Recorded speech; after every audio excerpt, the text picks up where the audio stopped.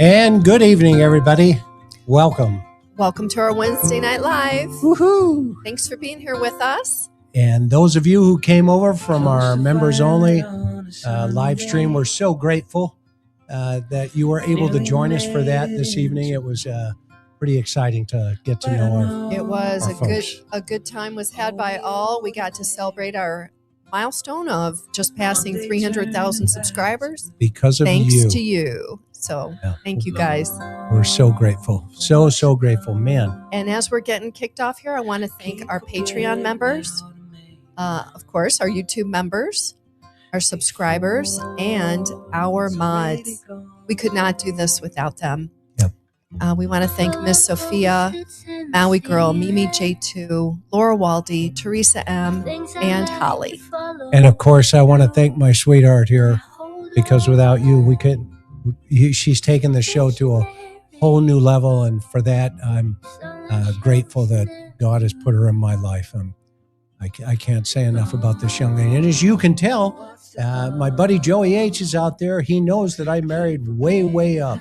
Hey, Joey. And Dr. Bricado will tell you that, and John will tell you that, and all of our friends will tell you that Karen is one in a million. So, but we have one request from our audience, and only one, and that's you hit the subscribe button and the thumbs up, and that you pass this show around to all of your friends, all of your neighbors, and your social media networks.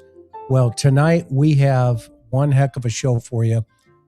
Without further ado, we've got Sergeant John Lamb, former homicide guy. He'll tell you he had to get homicide pay, or excuse me, combat pay, when he used to supervise me. And those of you know, you know. And of course, Dr. Gary Bricato's he's here. And if you've never met him, which is going to be rare, that you haven't seen him on any show, it's just so neat to call them both friends. And so without further ado, we'll bring in John, and we'll bring in Dr. Bricato. And it's so great seeing both of you guys this evening. Welcome to the show. How are you guys? We're doing great. Thanks for being here, Dr. Gary and John. It's wonderful to be here, and congratulations on going over 300,000 subscribers. And I'm going to make a promise that when we get close to 400,000 subscribers, I will be there. You're awesome. Thanks. Well, we you. couldn't have done it without you guys as well. I mean, you bring such a quality piece of this program, and your insight is just so valuable. And John, your book is hitting Amazon here, and show everybody your hardcover of your new book. This is the hardcover of the book, and I'm still learning to manipulate stuff with the camera. It's Bring Out Your Dead. And the book is available on Amazon, and it covers the first couple of years of me working homicide. And I want to thank everybody that bought it. And when you look at the back of the book, you'll see cover quotes from Chris and Dr. Gary, to which I'm really humbled that they're there. And there's been people have asked me when the ebook version will come out, and that will probably be another couple of weeks. So I will let you know when that happens. But other than that, back from San Diego, and I'm eager to jump into this show. Awesome. And I know you just got back. You can't talk about the show that you just recorded because you're under contract, but it's going to be on Snap, and it's going to be a really neat program. So, and I know, Dr. Gary, you have also been making the rounds. Man, I'll tell you, the two of you, we've got to get your autographs on both of you two up there. I mean, you can't keep up with you. Every time I turn the TV on, it's like, oh, there's Gary. Well, I'll be darned. There's John. How about that? And so, Gary, your book, I know, is doing well, The New Evil. And I know you're also having autograph books that you're sending out over on your channel and stuff. People have been requesting them, and I've been having fun sending them. There you go. So, Yeah, I can't. And I know it was #1 for a while on Amazon in forensic psychology, or what category was it in? I forget. Forensic psych. Yeah. Yeah. And So, recently it was #2 again, which was fantastic. yep. And we've got the book we did together with the Cold Case Foundation that That's coming. I just communicated with the publisher, so that's coming out very soon. And then I'm working on another one for 2028. And I've been all over the place. I'm sure 2 days ago I was in the Sun. There was an interesting article in the Sun about covert. Yeah, I saw that. Yep. And I appeared on a series that was done by the Daily Mail about Chris Watts. It was the first time I've ever talked about Chris Watts, really, on episode 4, and lots of other things. I did something for CBS. I did something, out in LA. I did a whole bunch of other things. But I think people would enjoy the Chris Watts thing. Awesome. And Kohlberger's got me busy again. Yeah, he sure does. As always, and so been around. Well, that's awesome. It's exciting to see you guys, doing 1,000 things, and it's neat to call your friends.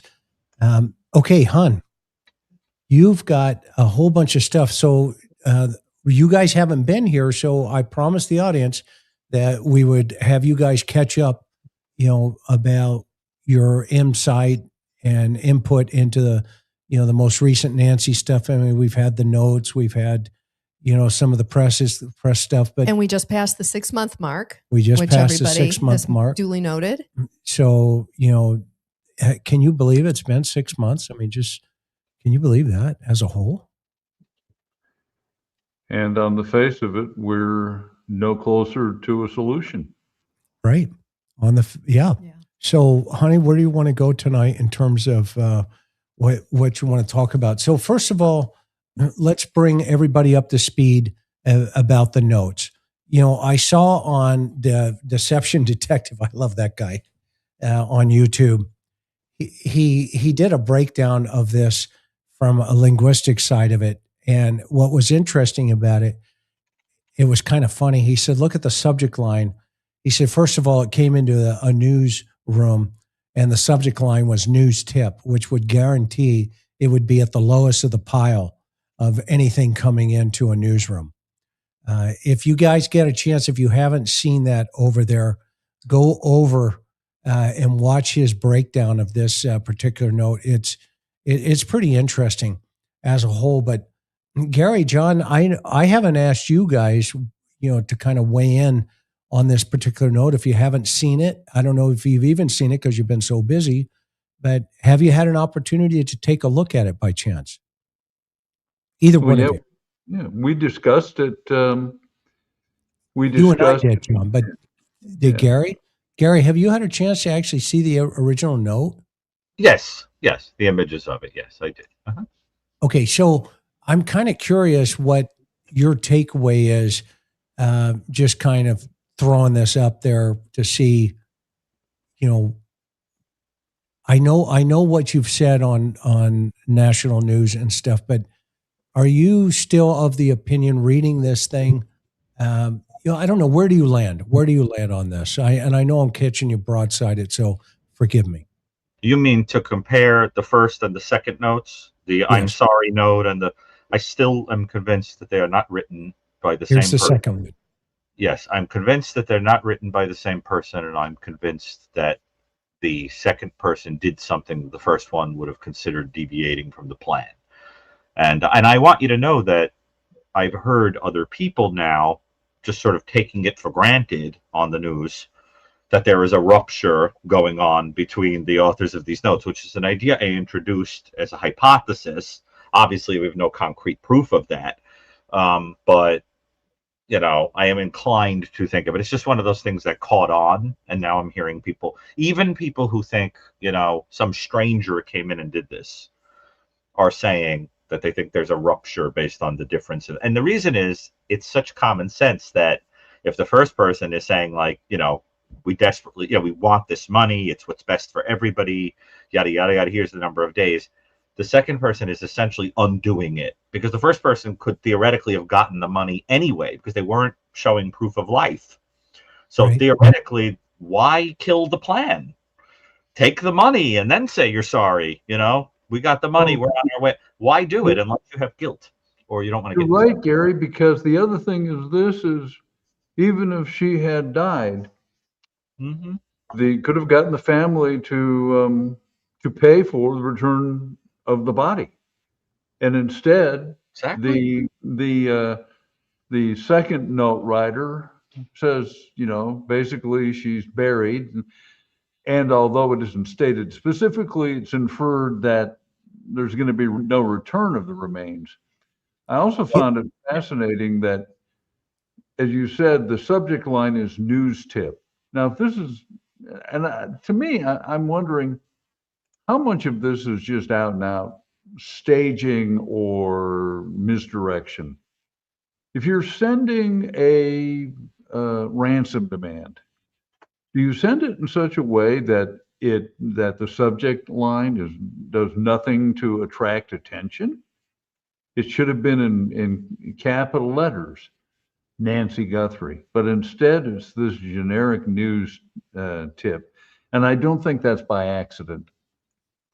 The one thing that's a great comment, John. The one thing that that Karen and I love about YouTube as a whole, and just listening to all the different other people that weigh in. I mean, this Monk's Intrigue, that young man, I can call him young man because I know him now, he's got a gift to kind of connect dots, right? And one of the things that he said the other day that I listened to him say, he goes, "She is buried in nature now."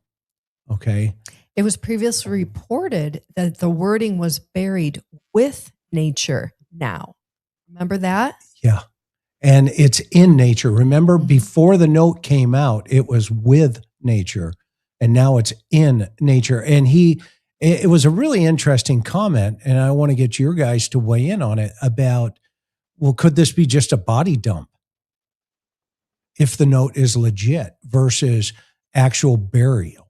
Like dug a grave and put her body in type of thing. Well, I have to tell you that the discussion of burial feels to me a lot like what we call undoing, which is where someone who knows the victim and has some modicum of kind of attachment or sympathy and feels guilt will do things that you would do towards someone that you loved who passed away, like bury them or cover them with a blanket or cradle them or reposition them so they're not humiliated or something like that. A person who has no interest in you beyond your financial value would treat you like trash. They have no interest in you as a human. There's something about ceremoniously burying somebody in nature that feels like the undoing of guilt. And Chris, you understand this better than anybody. In the foundation, we talk about undoing all the time. It's a common phenomenon in people who care about you, who kill you. And I can't say for sure that's what went on here, but the word it's sensitive. It's somebody using euphemisms like you would say at a wake. She perished. She passed. Instead of she died, we got rid of her.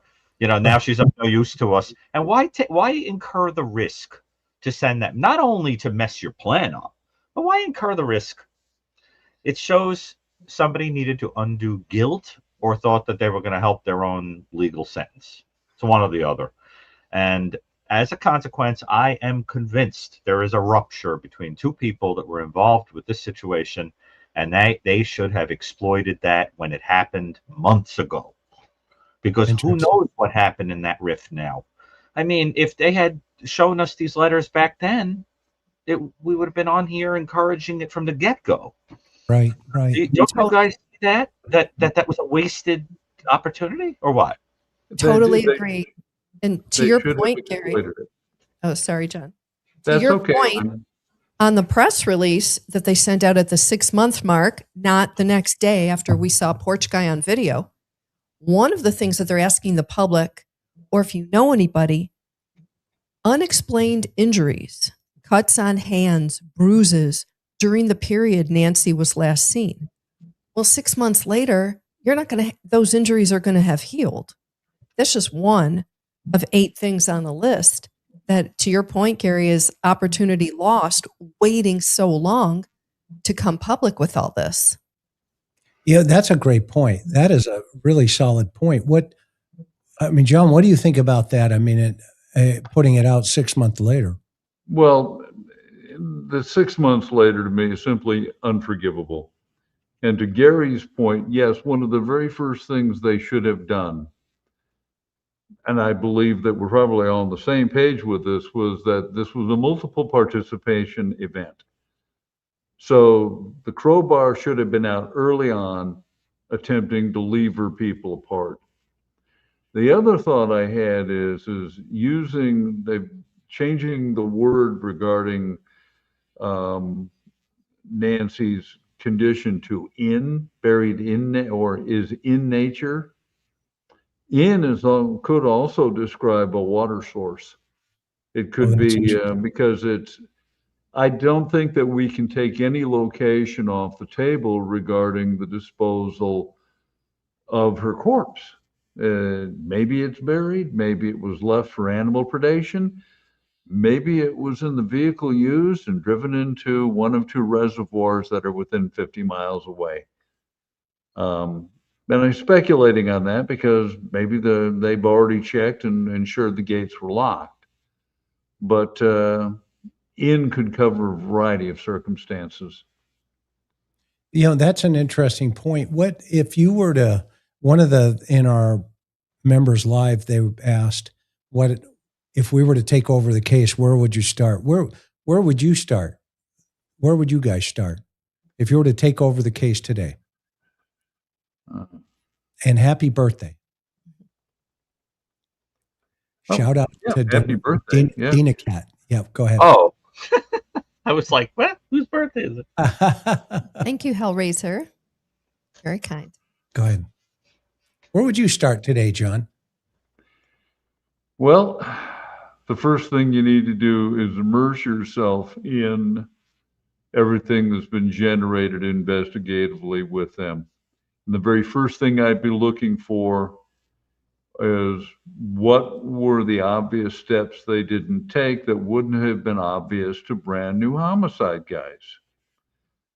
My next step would be, you're going to go back and you were going to re-interview everybody you spoke to.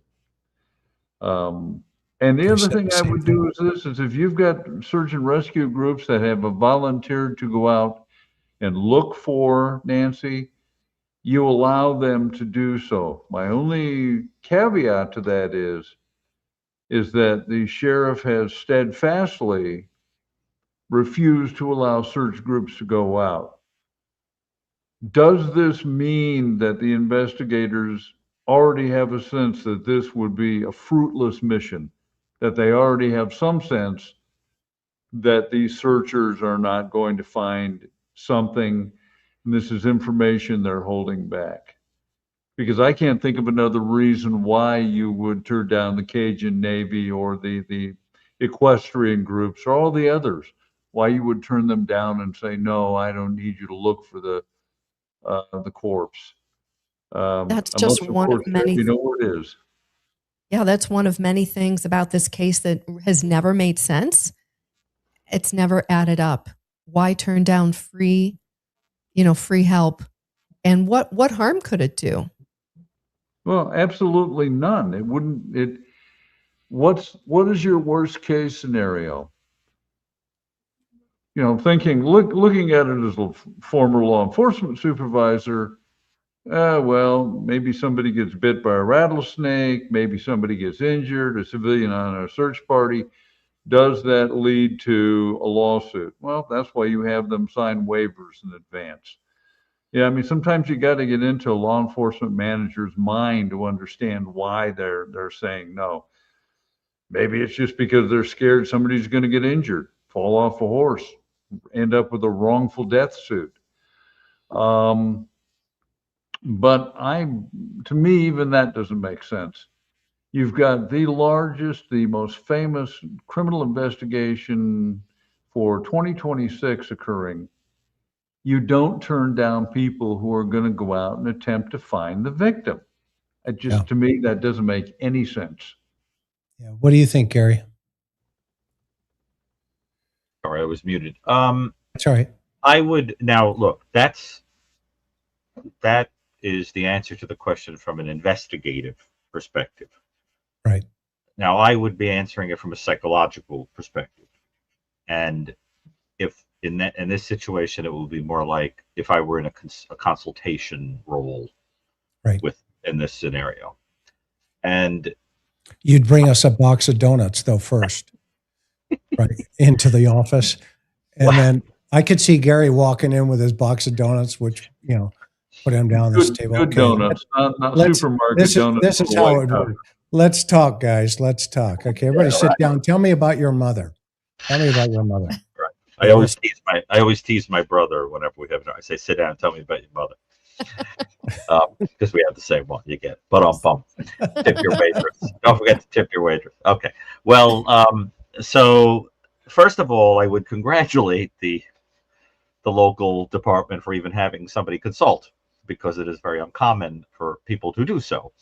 And I think that from the beginning, you needed some out-of-the-box thinking in terms of the type of offender that you were dealing with here, because this was treated like some common garden variety matter. I was very struck with that whole Wall Street Journal thing, that even with blood there, it was interpreted as some garden variety walk-away situation, and the blood was old.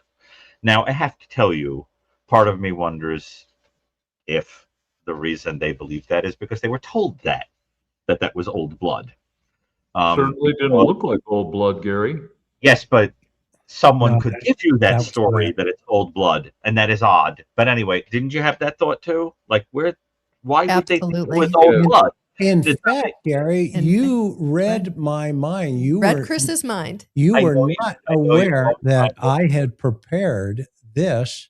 What were the steps of the investigation so far, and where are we? How close are we to solving the disappearance of Nancy Guthrie?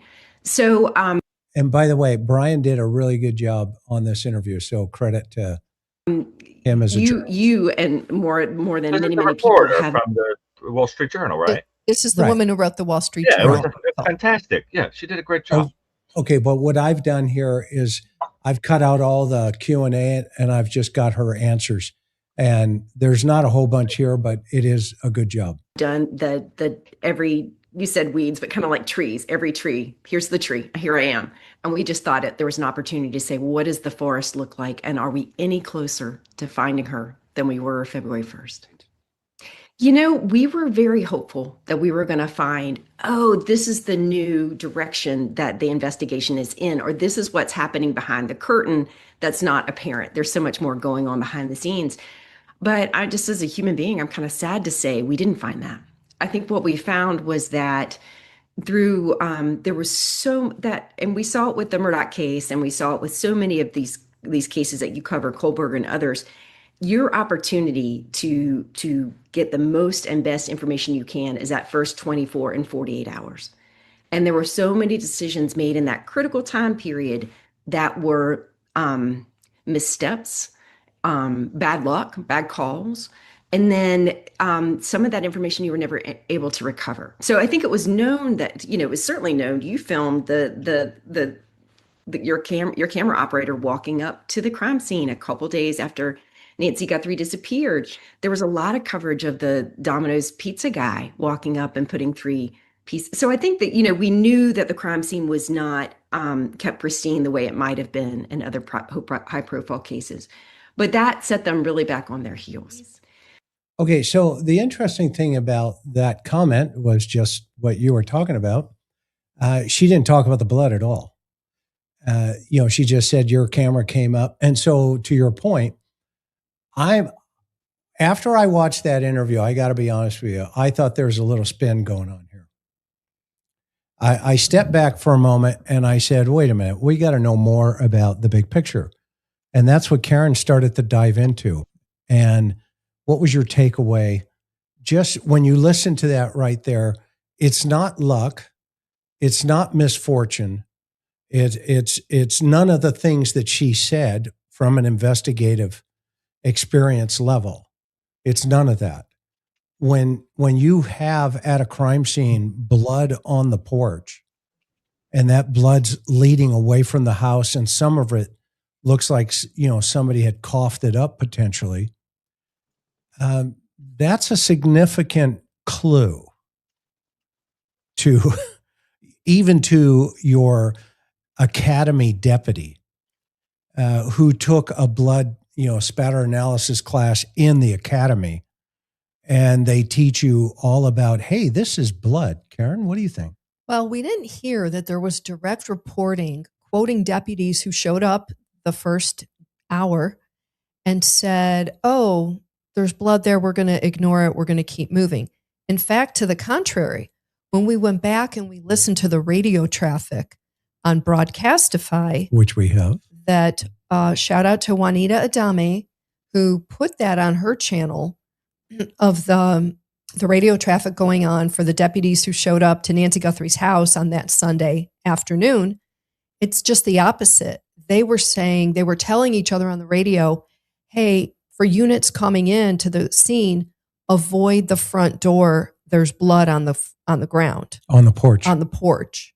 So I'm not sure where Wall Street Journal got their reporting from. I mean, I'm all ears. I'd be happy to, listen to that. But from the actual data of what we know went on that first hour or two, they were careful, actually. So it's kind of a almost opposite kind of thing. They were careful not to have deputies start traipsing through the blood that was found on the front porch. And we were told in those first few hours that may have been one of the things that swayed Sheriff Nanos from thinking this was a walkaway to picking up the phone and calling the homicide team out and saying, no, this is no walkaway. We got blood on the porch, get out here. And we know by our reporting, by 2 p.m., the first homicide detectives were out there. Now, on the scene. On the scene. Now, albeit they were rookie. They were brand new, but they were there. So that whole, piece of information that the blood was old and got ignored, until I see some concrete reporting, I believe the opposite. John, what do you think? Well, I've got to agree with Karen, and what you covered also. Even a raw rookie, I've seen some of the comments here from the people that are in chat, that they looked at the blood, they recognized it as we did. It was fresh blood. It was blood, yeah. Exactly. This was, and as you pointed out, and if anybody had paused to take a closer look at it, they'd have seen that it was expirated blood. Yep. So this should have caused alarm bells to go off. So as you've noted, the deputies are speaking to on the radio, advising them to be cautious of the blood that's on the front porch. Yet at some point, control of the scene fails. They have a catastrophic system failure. How do you look at this blood, identify it within hours of arriving at the scene, yet you leave the mat and it doesn't look as if the blood that samples were collected from it? There doesn't appear to have been a close inspection of the directional blood spattering leading down the walkway and then a 90-degree turn to the right. Yep. This tells me that we've got young investigators who are not being guided. There's almost, to me, almost a reckless casualness about how this was handled. It's unforgivable. So the interesting segue into what you just said is the sergeant on the scene there, who was there the next morning in the press conference. Remember, Sheriff Nanos, who was also on the scene, shows up early. You can hear him on the radio. we've, what's her first name? Juanita?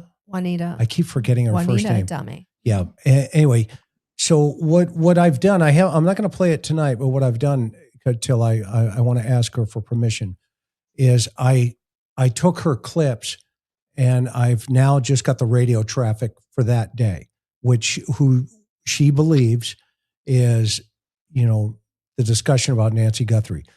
I concur 1,000%. A couple of things that came out of it.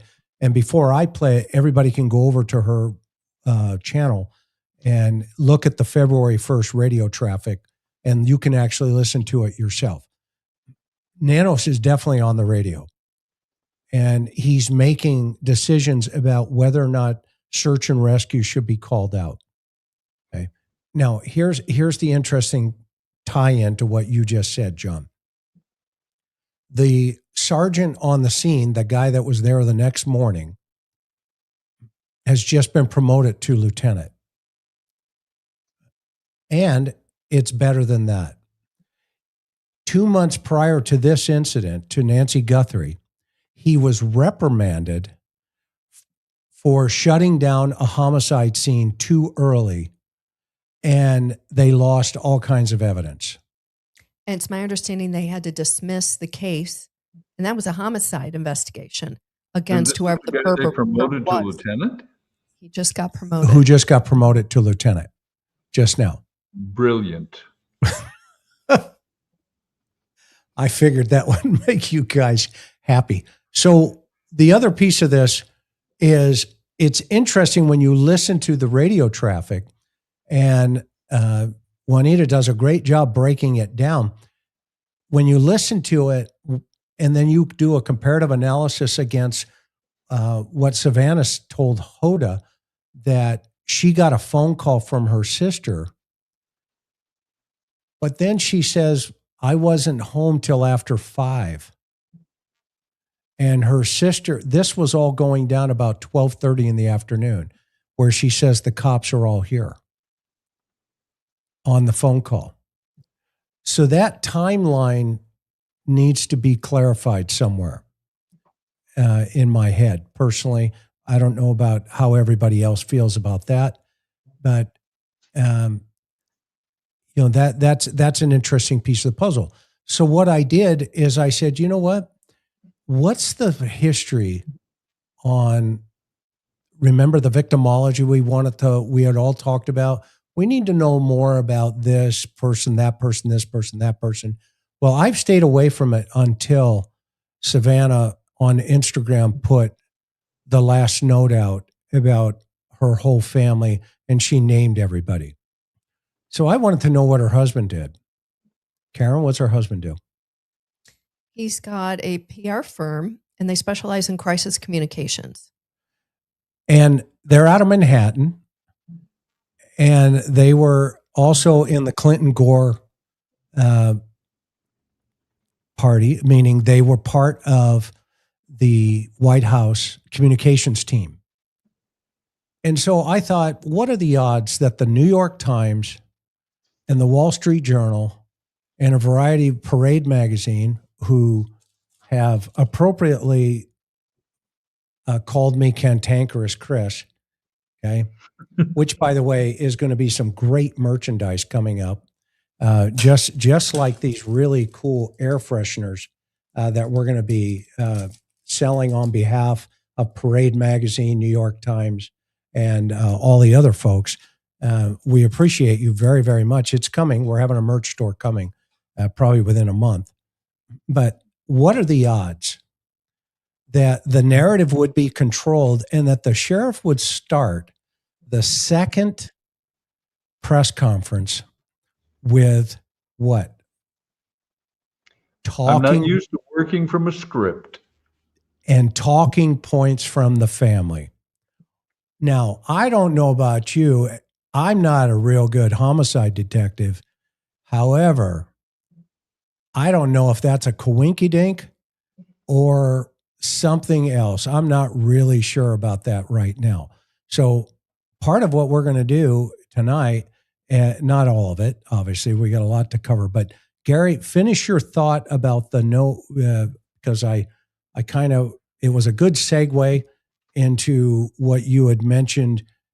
And by the way, Brian Enton did a great job pushing back on her a little, even though I know they're colleagues and they're friends, and Brian's a great guy and everybody's doing the great thing. But I'm just wondering if there weren't marching orders sent out, i.e. talking points, because the only people that have talked to Nancy's girlfriends has been Karen, that we know of, and the New York Times.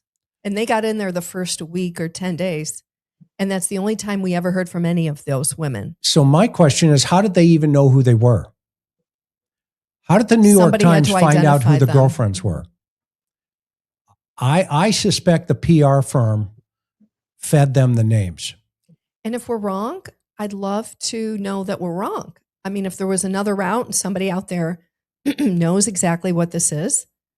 But Chris's theory is a really common sense working theory that we have. Yeah. And then the senator shows up, with boxes of donuts for the sheriff. And we know Savannah called him. They have a personal relationship. We get it.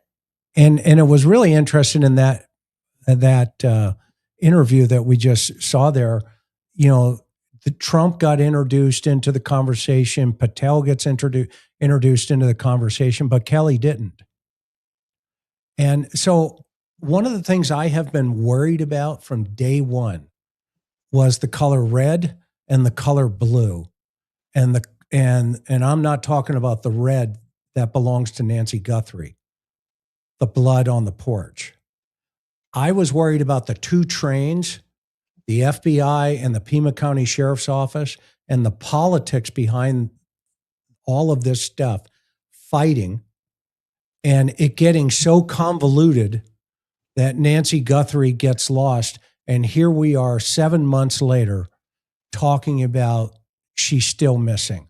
And in fact, anybody wants to see that can go back 6 months and look at the first 3 videos we did as a panel on this channel about that problem.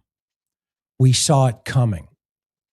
And so now what I've done on this interview is I cut out all the noise and listen to the responses. There were sort of like some bad calls, some bad luck, but then also, and I think this is what you and many people who have been following the case recently have felt, a little bit of bad blood, kind of like bad feeling between different parties.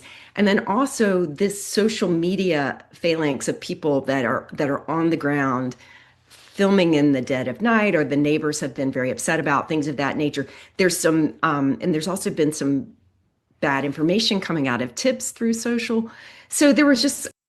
So what we hear here is this. Know all the things we know, and we still need to know what you know, because there's something out there that we don't know. So that was word salad, that social media was somehow problematic in this investigation, in leads and doing all this other stuff. That's quite something to lob out there. I mean, you have to have that has to be backed up with facts or proof. What exactly are you talking about? Right. I mean, and the problem is the drive-by media, who we call them, right, John?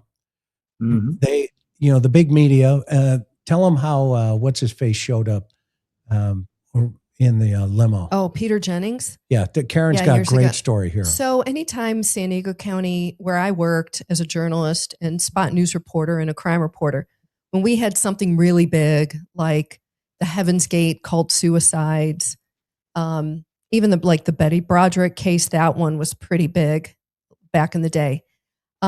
You would have the network folks come and do a stand-up lives at the scene. And literally Peter Jennings, ABC anchor, no disrespect to him, may he rest in peace. But his, these top end big network guys, they would show up at these scenes. They would be driven in. They'd step out of a limo. They'd be dressed. They'd have their team with them, a camera guy, couple of handlers, and they would stand in front of, whatever the crime scene was behind, outside of the tape with everybody else who had been there all week covering it. And they're there to do their live. They're there to say, hey, I'm here. I'm pulling attention to this, whatever it was. And, local media, of course, would always look at that and go, okay, well, we're the nobodies down here, right? We're the, like the rank and file, not the rank and file. And, there was always that. I don't want to say there was resentment there, but the local media who had to really work at the relationships with the people at these law enforcement agencies day in, day out, every week, every month, every year. And then the big network stars show up, they do their thing. It's just kind of telling how that used to be. Yeah. And so this piece that we're referring to, this Wall Street Journal piece, it's basically a flyover. And when you cut out all the noise, including the political angles to the piece, okay, you don't get anywhere. And so my question was, well, why are they here? What's going on here? Why does Nancy Guthrie's girlfriend speak with you on the phone? And when you start talking about Nancy and getting in the nitty-gritty, she says, I'm done talking about Nancy. And hangs up. And then hung up on me. She hung up on her. This is the woman that Nancy was with. Less than 48 hours before she disappeared. But she gave an entire interview to the New York Times. I don't get that.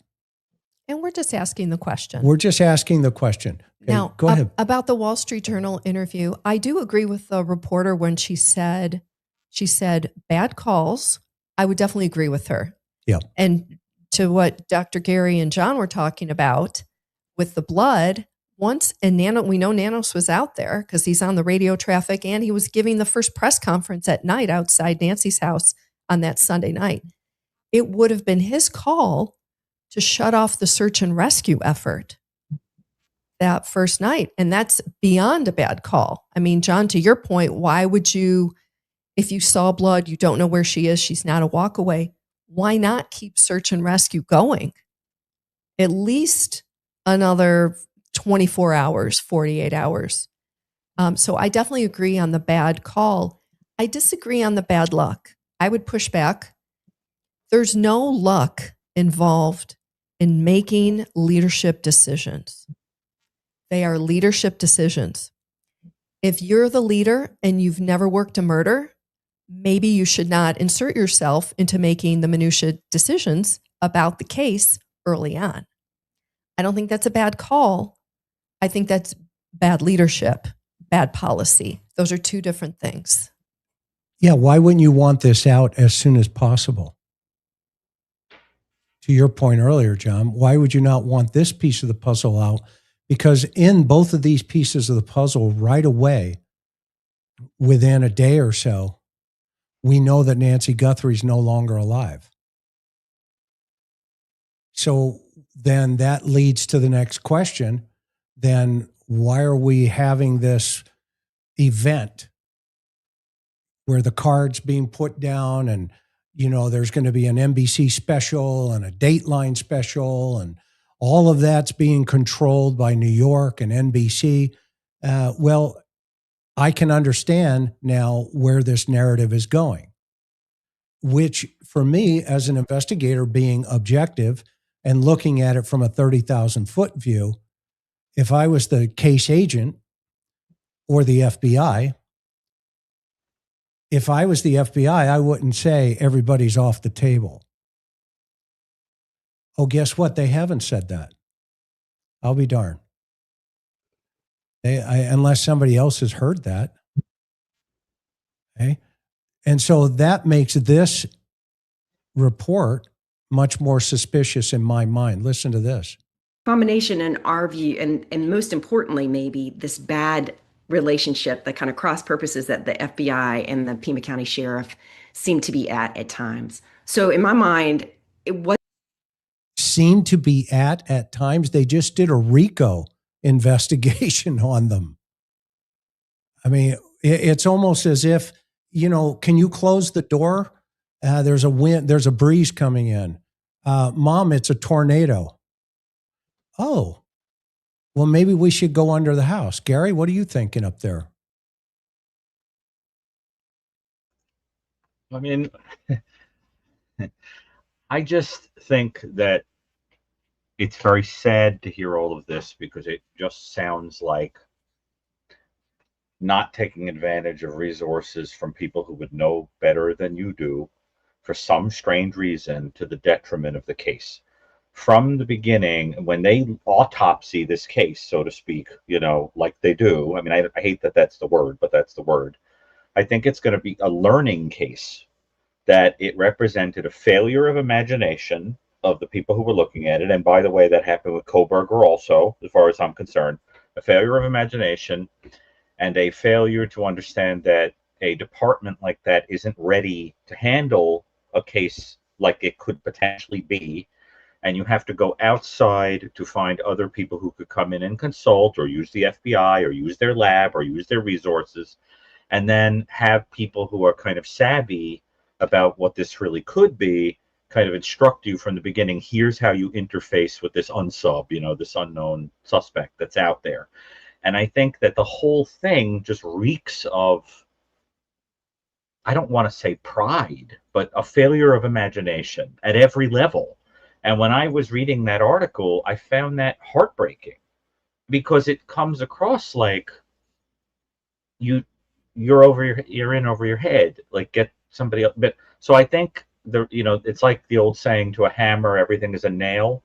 If you spend all day dealing with small things, it's the same reason. I mean, just as to give you a simple example, I'm a person who had at one point a very serious infection that almost killed me, and I was in the hospital a very long time. It took 117 days of antibiotics years ago for a very, very serious thing. Well, I went to go see some local putz of a doctor who didn't know, anything except, people who had colds. And he thought, oh, you have this other thing. And he gave me an antibiotic. And that antibiotic made the condition that I had 100 times worse, until I went to go see some specialist who said, I cannot believe that this person put you on this medicine. It was like throwing oil on the fire. Okay?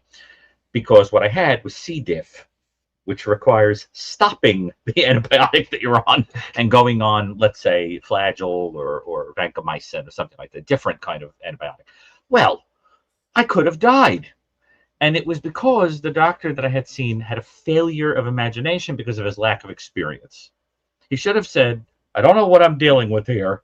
Let me send you to somebody else. And I think the whole thing kind of smacks of that. I mean, do you guys feel that way too? That it's like they saw a walk away because that's what they deal with. Like things like that.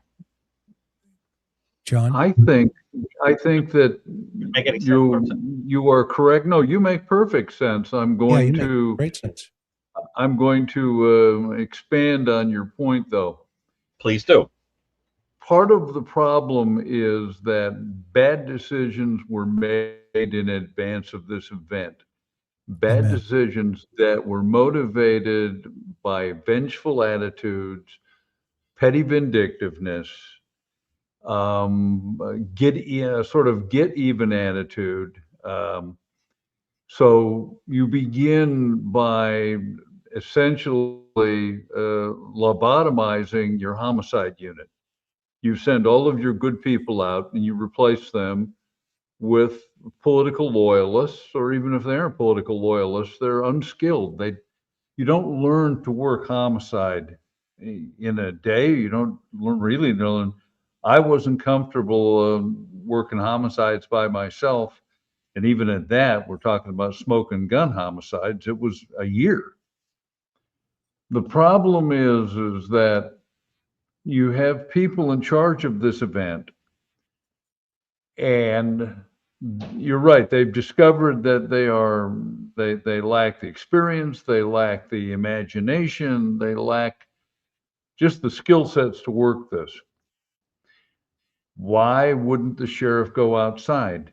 Well, there's a very simple reason for that. Hubris. The sheriff would then have to acknowledge that he made bad previous decisions.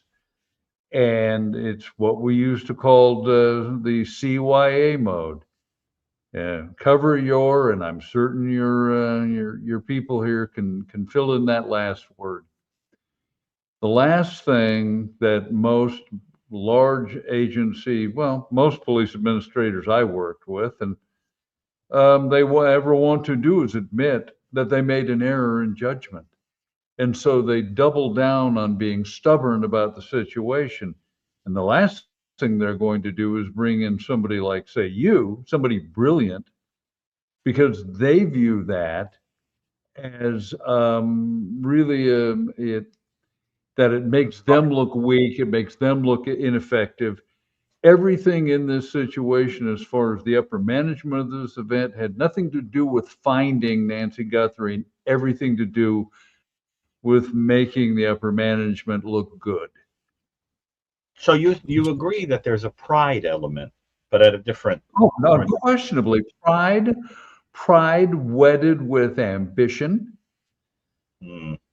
Overweening as self-aggrandize. How about self-aggrandizement? Is that a better word? We think like writers, John. That's what it is. We think like writers sketching out a character. Exactly. Yeah. Self-aggrandizing behavior. And the very last thing you're going to expect from someone who has lived this way for decades is for them to suddenly look, particularly in a media-rich environment, and go, mea culpa, mea maxima culpa. Right. I screwed up, but let's make it right. These are people who are simply incapable of doing that. So we kept the same detectives in place and the same supervisors in place. Right. And we can see what that has produced. Well, John, for goodness sake, even the kidnapper said, "I'm sorry, we made a mistake." Yeah, right. Well, great point, Gary. Great point. And even the kidnapper said, really "I'm sorry." Good point. Disturbing, but what his nano said. His nano said he's sorry. What do you think, Sheriff? Know all the things we know, and we still need to know what you know. That's a clip, everybody, right there. That will be national news tomorrow. Well, and then you paint this feeling of, well, wait a minute, why is this narrative doesn't feel like it's just like flowing?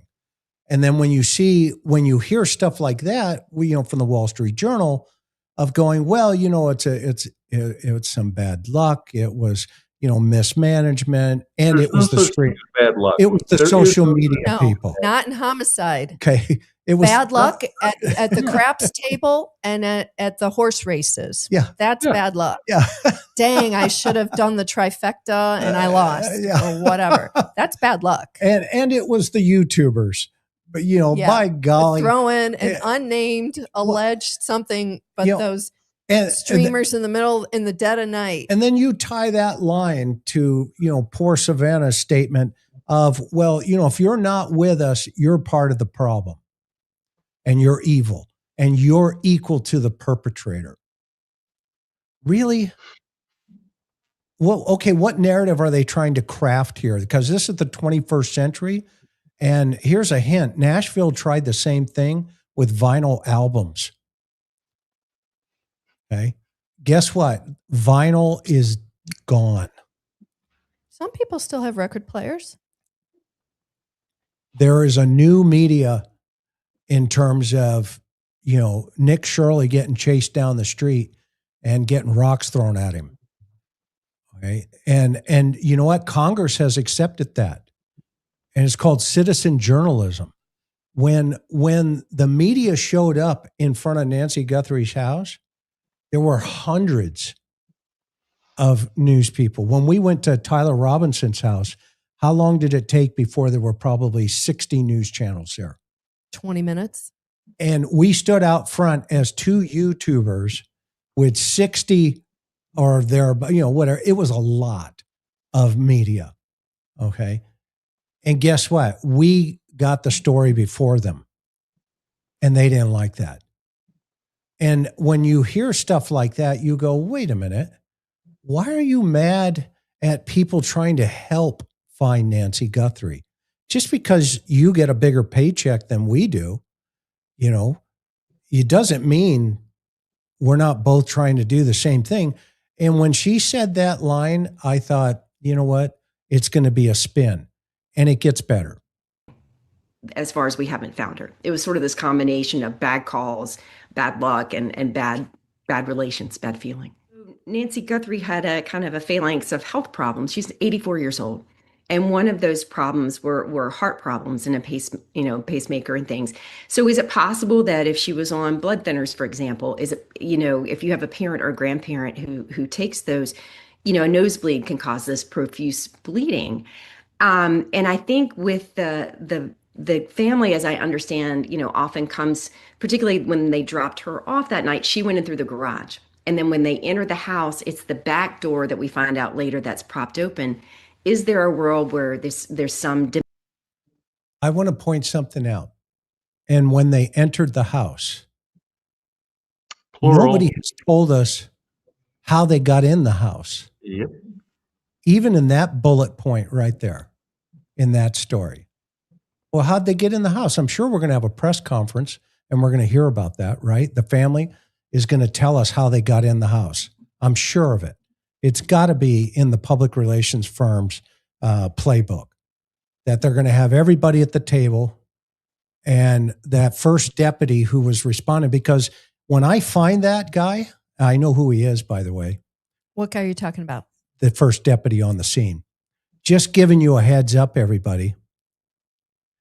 If that guy tells me something different than your spin,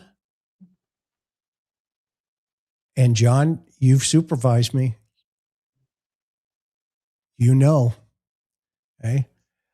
If that's just spin, okay, well then let's spin it. You're going to go into honey badger mode.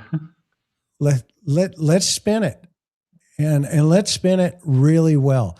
Because you'll notice she skipped over completely how the family got into the house. It was almost like she had little talking points. Let me check the family talking points. Of that front porch and the blood, particularly since the camera was gone. But she was physically weak. And it was a big day for her when she could walk back and forth to the mailbox without assistance. And we reported this in the story, but there have been some personnel issues in that homicide division. So it's Sunday, it's Sunday at the weekend. It's kind of, on-call duty anyway, but... John, there's personnel issues in that homicide unit. And it's the weekend. Look, I worked in a 4-man homicide unit, and I'm almost hearing a thread of she's making apologies for them. Like, well, it's a Sunday. When you go into homicide that you are going to be called at any time of the day or night. Homicide is the big leagues. If you're not prepared to be there at any time of the day or night, then don't go into homicide. That's what I was told, is that I was signing up for basically something above and beyond. And I was thrilled to do it. Now, I'm old, I get it. But this idea of we're supposed to make some sort of allowances because, well, there's problems in the homicide unit. The question I'd ask this reporter is, why were there problems in the homicide unit? Because my experience in law enforcement is if there's problems in the unit, you usually need to look at the people who are running the unit. Great point. Great point. Hunt, did you have anything you wanted to say? I thought you were moving that way. Okay, because I'm almost done with it. Okay. All right. So so now we get this downplay of the blood on the porch. This is an interesting move to watch it happen in real time. Because now we're hearing, well, the blood could have been dried. And therefore, they overlooked it because they thought it was from a previous event. She's on blood thinners and, old people, bleed because, and that's why when everybody got there, that maybe they overlooked it or, something to that effect, which lines up perfectly with, we thought this was a medical event until you call dispatch, and dispatch says, well, we didn't have any ambulances, we didn't have any paramedics, we didn't have any firefighters, and we didn't have any police covering for a medical aid respond to that dark neighborhood anywhere from 10 o'clock at night to 11 o'clock in the morning. And especially at night where it's, the restriction because of the observatory, no lights. Can you imagine a fire truck coming down, in the middle of the night with the overheads on, and then the ambulance behind them? Just the sound of it. Oh, that would have traveled for 5 miles. You could have heard the diesel engine for miles. For miles. And isn't that interesting? Because then that would have really kicked off a conversation about what happened. Yeah, all neighbors would have taken note. Where's Nancy? What happened? Is she okay? Guess what? That didn't happen. Turnover in that division, and Sergeant Stivers, who was the head of the homicide unit, soon to be a lieutenant. Soon to be a lieutenant. As we speak, had been disciplined in November for minimizing evidence at a crime scene, and to the point, and in several cases. So I think there was some inexperience and maybe some evidence that this was a department in flux, in the homicide division. Let me ask you a question. Could, if we're following your theory, could the family be blaming that one officer? I mean, she's not saying Nanos in general, but she kind of is. Do you think that the family is now turning against the sheriff's department based on her comments? That's going to be the next, that will be the next move. John, what do you think? Well, that would be the natural move for the family, and it's not as if there isn't a solid foundation to base that belief on. You have a sergeant who was disciplined for missing evidence, vital evidence at previous homicide scenes, if I understand this lady's comments correctly. Correct. What in the name of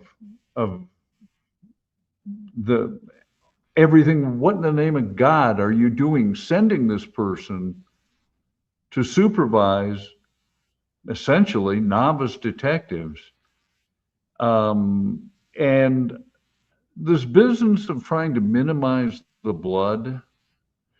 Now, Chris, you and I have seen a lot of blood, so this may not be a fair statement to make. But I could look at the photographs of the blood, and I could tell you that was fresh.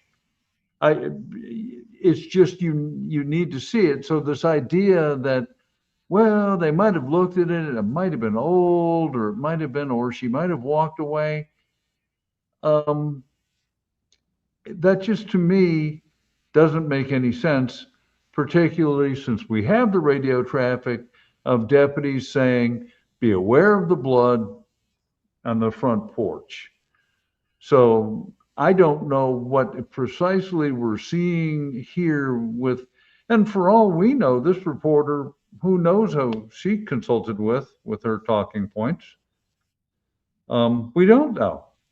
But there seems to be a narrative coming out here of bad luck. I'm sorry, no such thing exists at a homicide scene.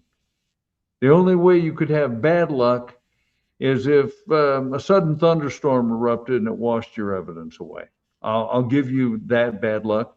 But on the other hand, what do we carry in our cars to cover up the scenes? Remember, Chris? Tarps. Yep. This is where an experienced and cups to cover up the showcases. Exactly. You are prepared for these eventualities. You don't just go, oops, hey, it's raining or whatever. You're prepared for these events. Bad luck, as far as I'm concerned, with the exception of what Karen said, if you're playing the ponies, is simply the excuse that an incompetent offers for not mastering his or her craft. Yeah, it's really interesting to hear it from this perspective now. When you cut out, all the Q&A and you just go with the answers as they present themselves, which, I've been known to do that a couple of weekends. And so as Nano said, was really interesting. He had a really interesting choice of words recently in a press conference. You know what his choice of words were? Get this. You're not going to believe this. It's not my first rodeo. That's what he said. I love it. Absolutely love it. So that means he's watching. Okay. So Sheriff, what do you think about that? Know all the things we know, and we still need to know what you know, because there's something out there that we don't know. So I don't want to cast aspersions on anybody, but there were some mistakes were made very early on that delayed. That's you, Sheriff. Delayed realizing this was a violent abduction and then acting accordingly. And he'd been challenged by an insider who he'd sidelined, and he also sidelined the head of the union. And there was a lot of bad feeling, and a lot of people were moved after the election. And in that, as you mentioned, there was the vote of no confidence in March, just in his performance in general, not the Guthrie case specifically. And the Board of Supervisors as well has had a lot. The County Board of Supervisors, they are not able to, or they tried, but they're not able to strip him of his position. He's rightfully elected. That's you, but Sheriff. He's had some. He's been on his heels defending his job in general. And speaking of the sheriff job, you still have an opportunity to send an email to the Attorney General's office right above us here, the ticker tape going by that says aginfo@azag.gov. Let's remind everybody. Why is that important, Karen? Because the Arizona Attorney General, Chris Mays, has on her desk, we are told, the decision to make whether she's going to make the perjury indictment or not on Sheriff Nanos. As you guys recall, back in December, Sheriff Nanos was depositioned on one of many, many lawsuits against him. And allegedly, under oath, he lied and said that he did not have, he was not reprimanded as a law enforcement officer. Well, come to find out. Well, wait a minute. What? Are you mean these records right here on the screen where he's been suspended? He's was involved in a shooting. Excessive force. He beat a prisoner and put him in the ICU with a flashlight.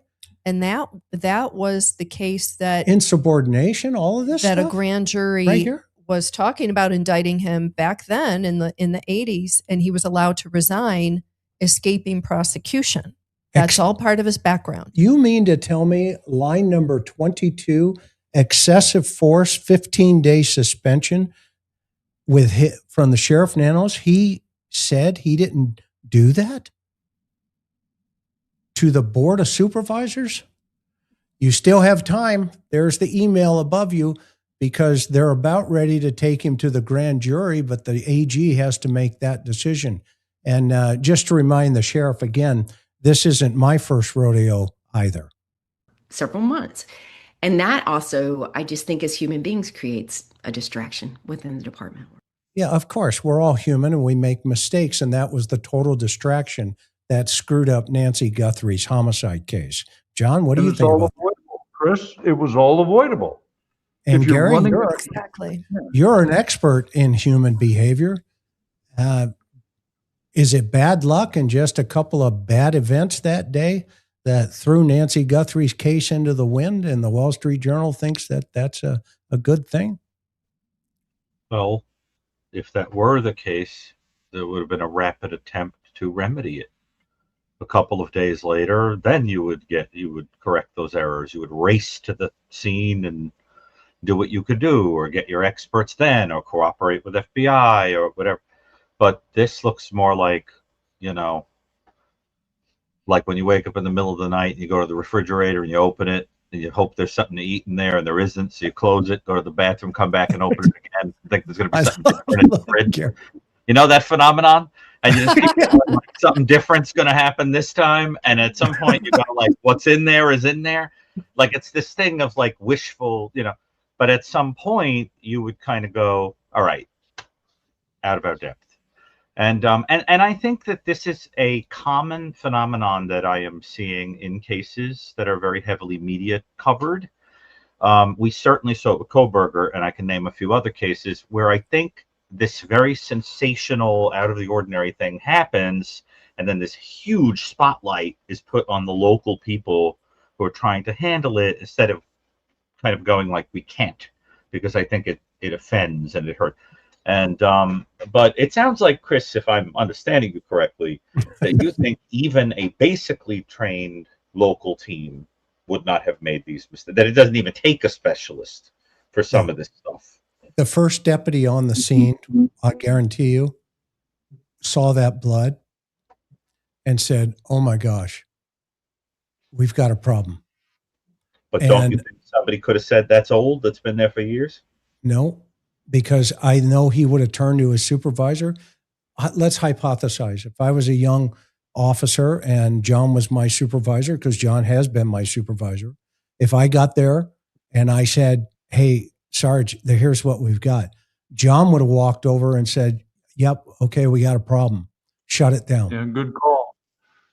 And all the tape would have come out, and we would have said, RP's over here. Let's go. RP is reporting party. Reporting party. The people Whoever who called 911. We're going to check the house for a check the welfare, a safety check, just to make sure she's not under the bed or deceased somewhere in a bathtub. You'll be surprised. I had a caper one time where I walked into the garage and I hit a guy who was hanging from a rafter with the door as I was going through the kitchen. Okay. And so those are the kind of things that cops do. And in this situation, you have a reporting party who says, hey, our mom is missing. We think it's a medical event. The doors were propped open. We have no conversations about the blood. What's fascinating to me right now is the fact that the blood is coming in 6 months later as a conversation about missteps. Okay. That's why that body camera is going to be really important. And that's why that radio traffic is critical, because now it's going to say, well, wait a minute. If you got one spin over here saying missteps, which I've been afraid of, you've been not afraid of, but I've been concerned with, John, Gary, we've all talked about this. Remember, I said 2 trains. Right. And now you have the FBI train and you have the Pima County Sheriff's Office train. And guess what? They're both colliding. Okay? You have Kash Patel saying, well, the sheriff can own it. You have the sheriff saying, Kash Patel, I've never met the guy, but I've got a member on the task force who is, with the FBI. They were there within an hour. No, you didn't. Even this journalist says that. And listen. On the 9th, right? So he shows up on the 9th and then the next morning tweets out that bombshell, this big break. Now, this was Kash Patel somehow got into this conversation about Nancy Guthrie. What does Kash Patel know about Nancy Guthrie? He wasn't there. Neither was Trump, and neither was Kelly. None of these politicians were there. Why are they in this conversation?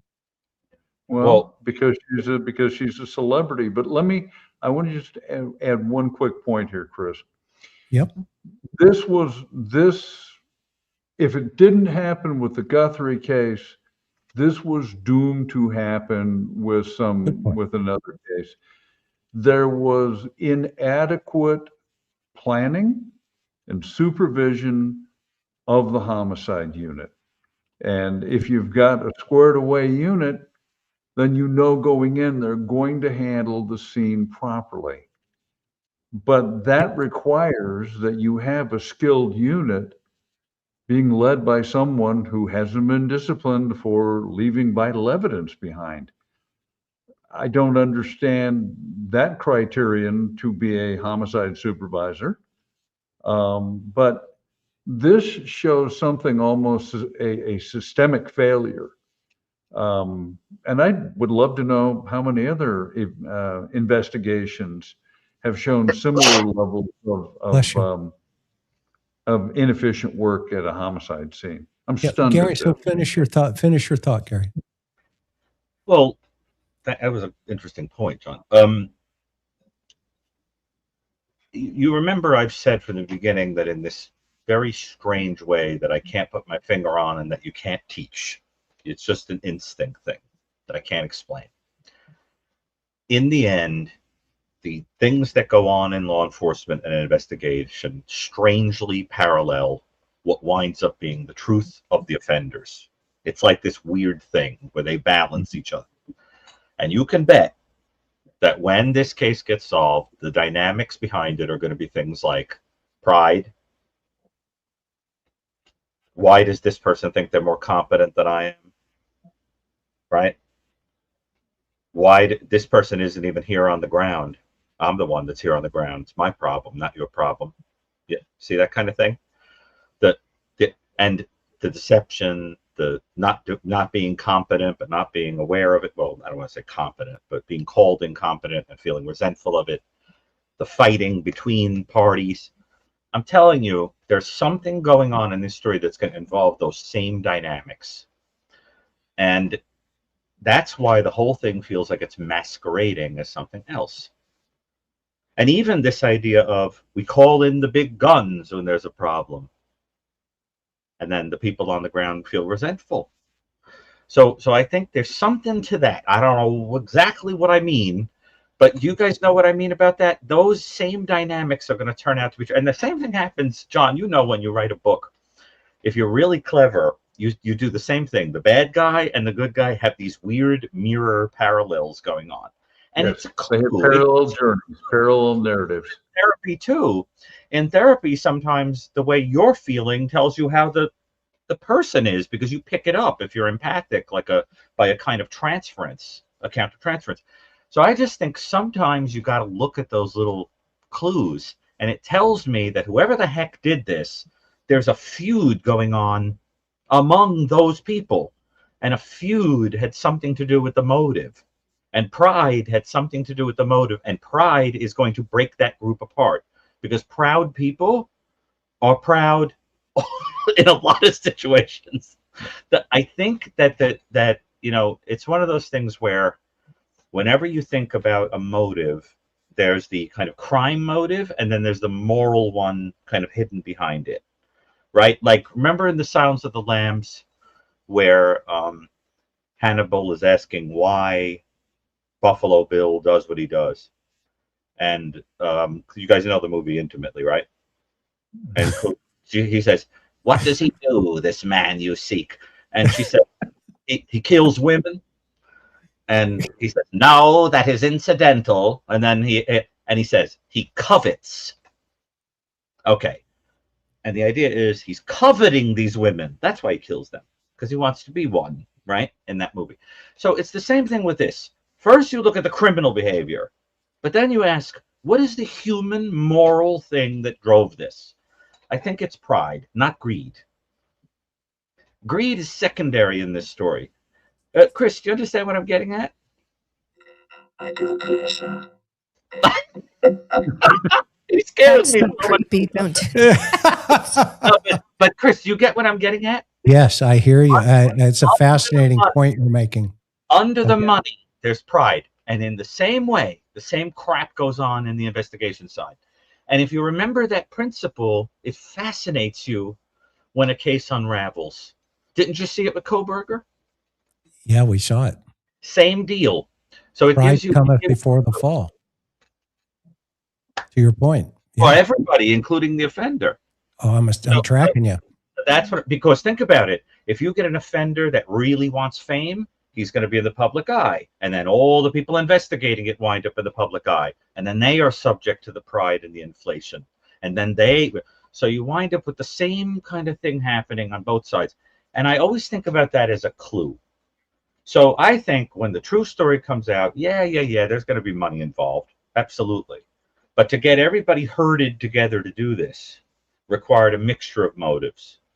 Goon on the camera, he just wanted money. That was about money. But the rest of them, I'm not so sure. Whoever wrote that second note, They got pulled in by emotion, and then emotion made them write that note.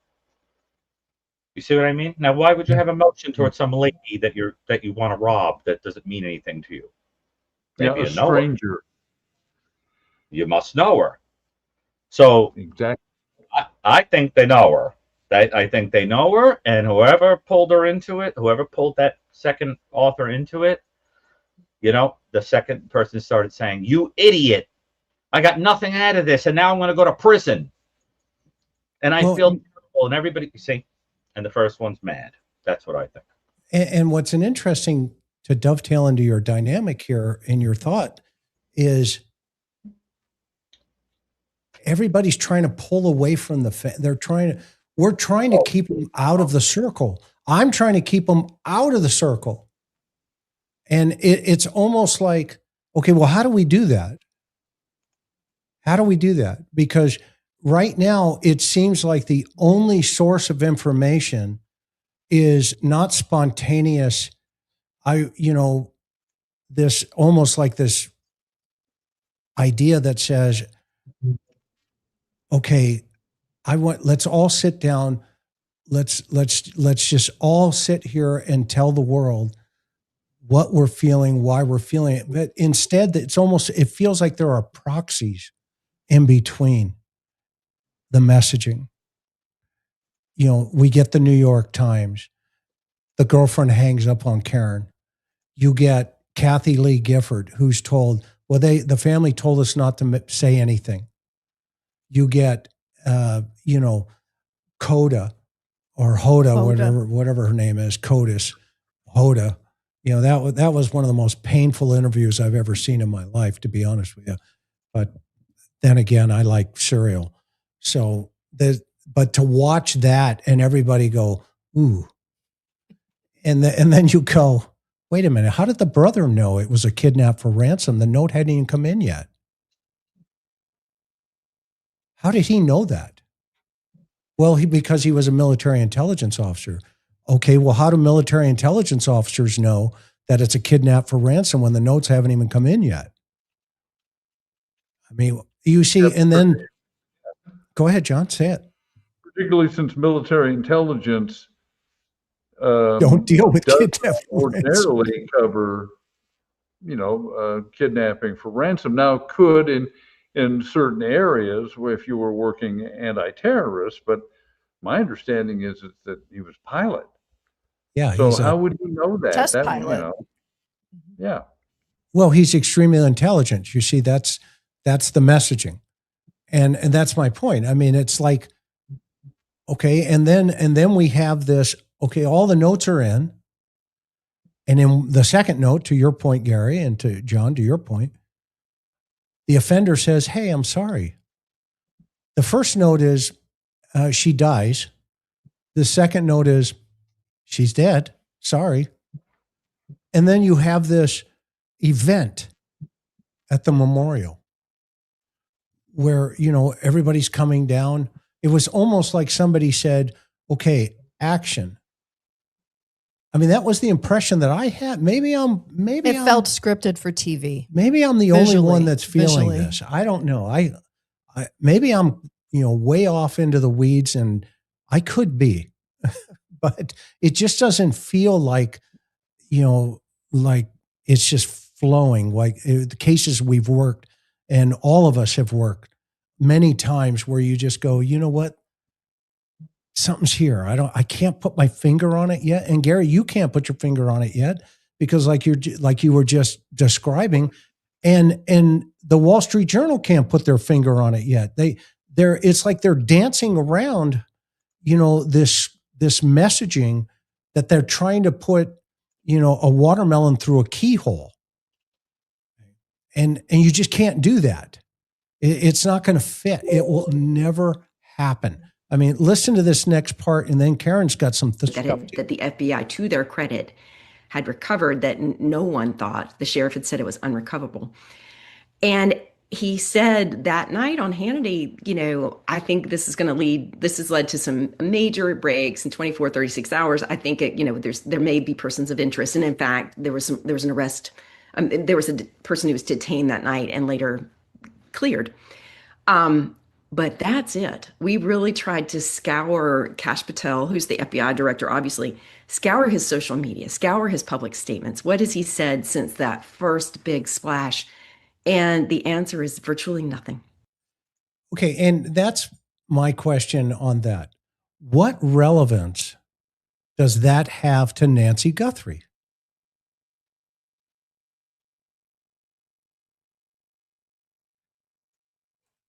That's what I've been afraid of from day one.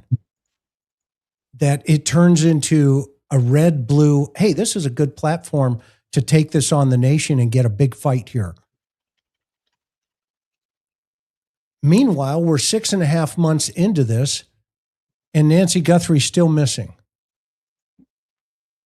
I mean, if we just listen to that piece of that interview right there, what is scouring Kash Patel's social media page or any social media have to do with the death of Nancy Guthrie?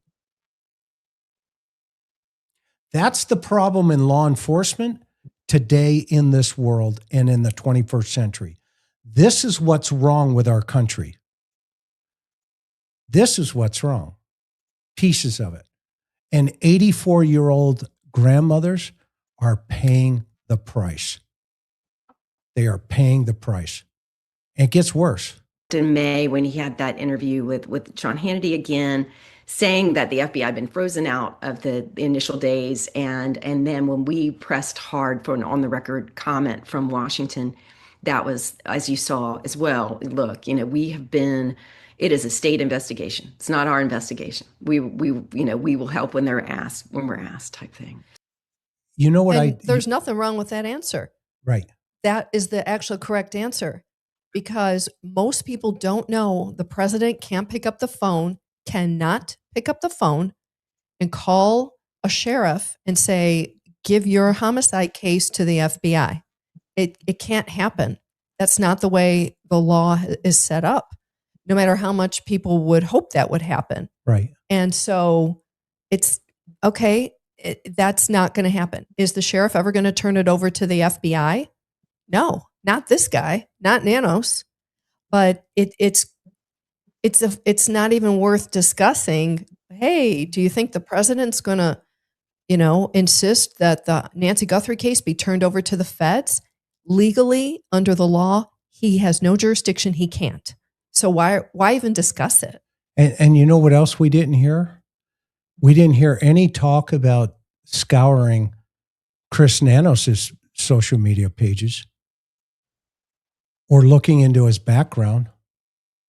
Or enumerating that in an interview like we do every time, and we're going to do it tonight. Continue to educate everybody about this guy's background. That's objective reporting. It's not a right or wrong. It's the set of facts that we have. Right. Because a narrative, again, is being painted that, some missteps, bad luck, they had a disagreement.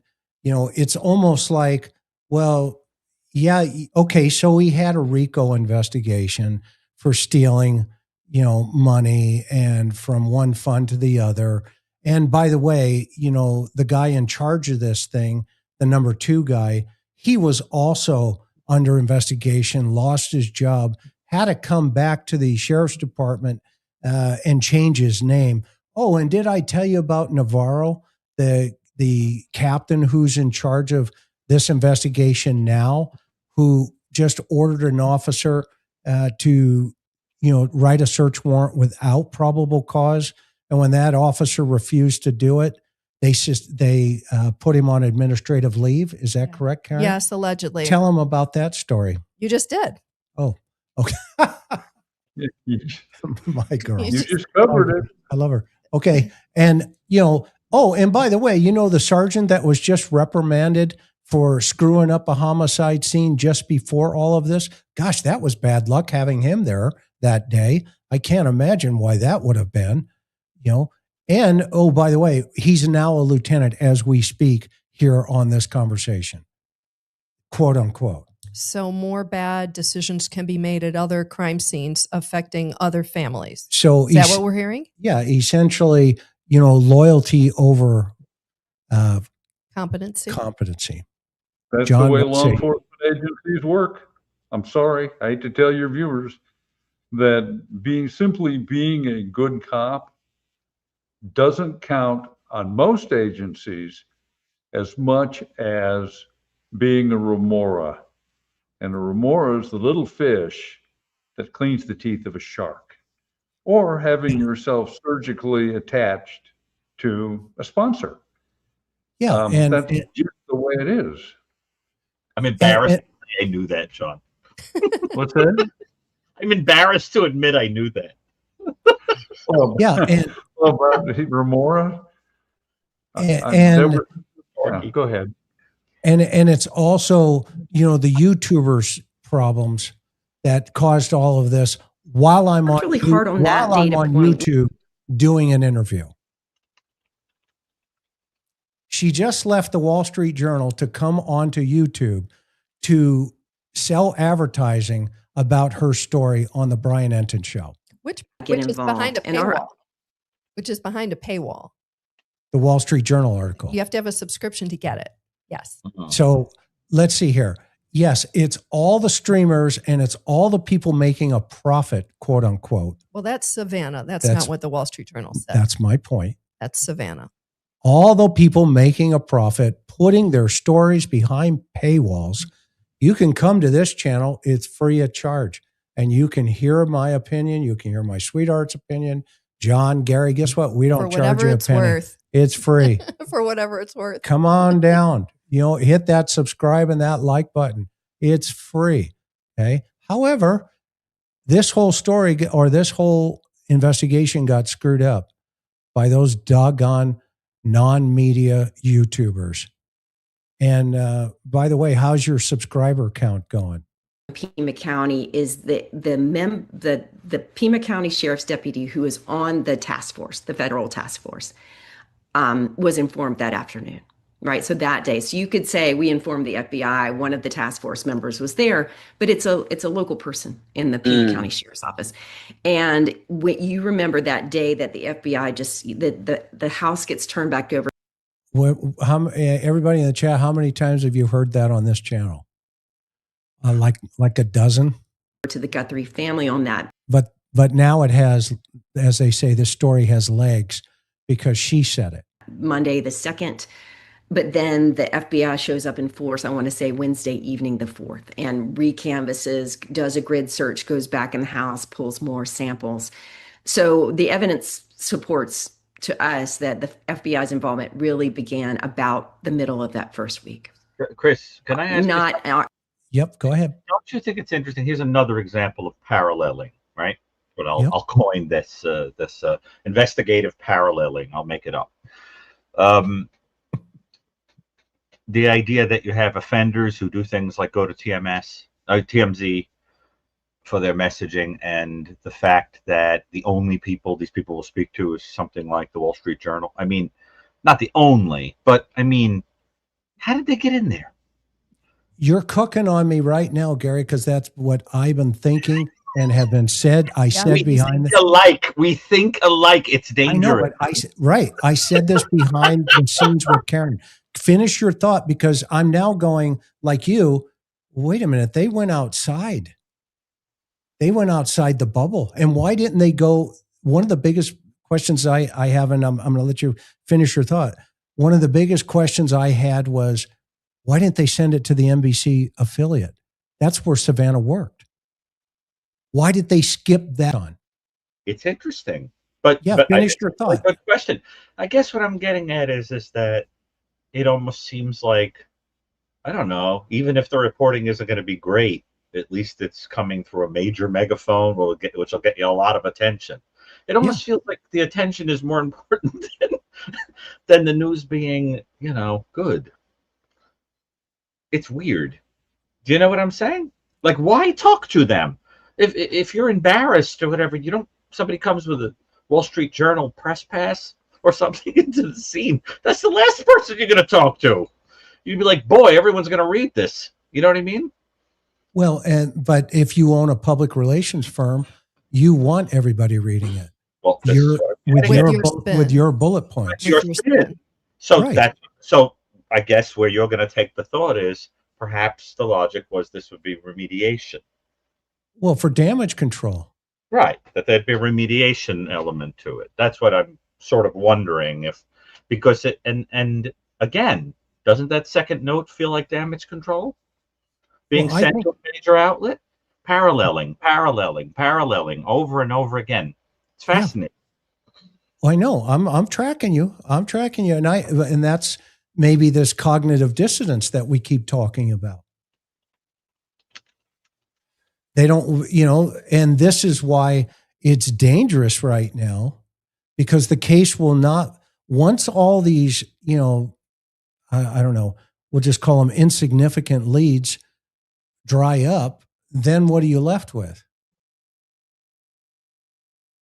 You've got all the fruitcakes that you've flushed through, and you've gone through your list, et cetera, et cetera, et cetera. Okay. I found not to shift gears, but just for a second, I found a lead in the JonBenet Ramsey case. It was lead number 146 to a guy who demonstrated to the detectives that showed up to talk about it, how to make a garrote with a stick and how to use it, and he demonstrated it. And they never did anything with the guy.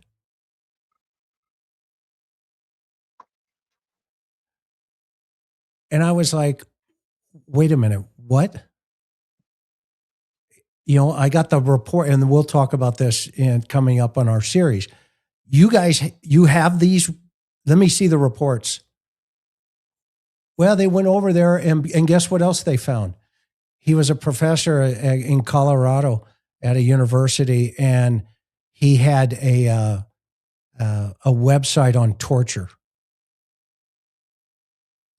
Mic drop.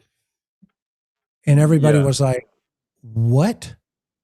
Okay, so, we'll get past that on the next one as we go to talk more about the JonBenet Ramsey beat. I get this feeling here that, they're so blinded by, if they can't figure out the blood on the porch is fresh blood, and now that's an excuse in the narrative, the media narrative, where it's bad luck, bad timing, first 48, then what else are they screwing up behind the scenes? If this is in the public's arena, can you imagine what's in the evidence room? Not the mats. The mats aren't there. And by the way, there's at least 1, 2, 3, 4, 5 mats on that property. And every single one of them is still sitting there. Well, they're not there. They're not now. They've thrown them away. But the authorities didn't come and collect them. And the hell of it, Chris, is that with the mats, and the other thing I say is, I've said it before in your earlier shows, I'd seize that entire front door, both front doors, on the off chance that we might get expirated saliva for DNA. They didn't do that. But let's just say the day comes when we have suspects in custody. Those 5 mats you've just mentioned. Question comes up to the investigator. Well, were there mats? Well, yes, there were. Explain why you didn't seize them. And this will be a lot like the little kid burning ants with a magnifying glass. This is going to be an excruciating experience for this investigator. And at the end, all the defense attorney has to say is, the evidence that would clear my clients was on those mats. And because of ineffective policing, they lost the evidence that would clear my clients. Now, if I'm a juror, even with my dim view of humanity, I'm going to look at that and go, yeah, I can't vote for guilty, because we don't know that there wouldn't have been exculpatory evidence on those mats. That people don't understand how hugely important the systemic failure to process the crime scene properly, to identify evidence at the scene. This is a non-starter if it ever gets to court. That's a good, yeah, no, I can't disagree with anything you just mentioned and push back on it. So we're almost done with this little piece here. So when Cash Patel said we didn't get involved for 4 days, that is also has some that can also be supported by the fact. It's true. I don't know that it happens that way very often, right? I think typically, it's a joint effort, but one person's really in charge. I think the multi-jurisdictional nature here gave a lot of ability to say, we're not that's not us, that's not on us. And I don't know, we don't know. I think my hope was that our reporting would lead us after. One of the things we did is just build this immense chronology. My editor always says, you can tell a story any way you want as long as it's chronological. But so we just built hundreds and hundreds of data points to try and put the sequence of events together in a way that was revelatory. And I think that's what we saw, is that there were missed chances in that first 48 hours. There were kind of missed relationship opportunities or something, and not thinking there was any footage recoverable, and there was. And so that things just sort of kind of got off track. But importantly, a lot of people have sought the spotlight in this story, right? Okay, that is a really interesting comment. Who is she talking about? Who has sought the spotlight in this story? Here comes the blame other than game. The sheriff. Evident of the fact that our thumbnail says "the spotlight." That's the headline. So we're going to talk about who sought the spotlight, just for a second. Well, what are all the data points that you collected? I'm sure the Wall Street Journal collected how, the family got into the house and at what time and what time the 911 call came in. Go ahead, when Gary. she mentioned the data points? Huh? Did you notice that she covered her mouth when she mentioned the data points? I know. Yeah.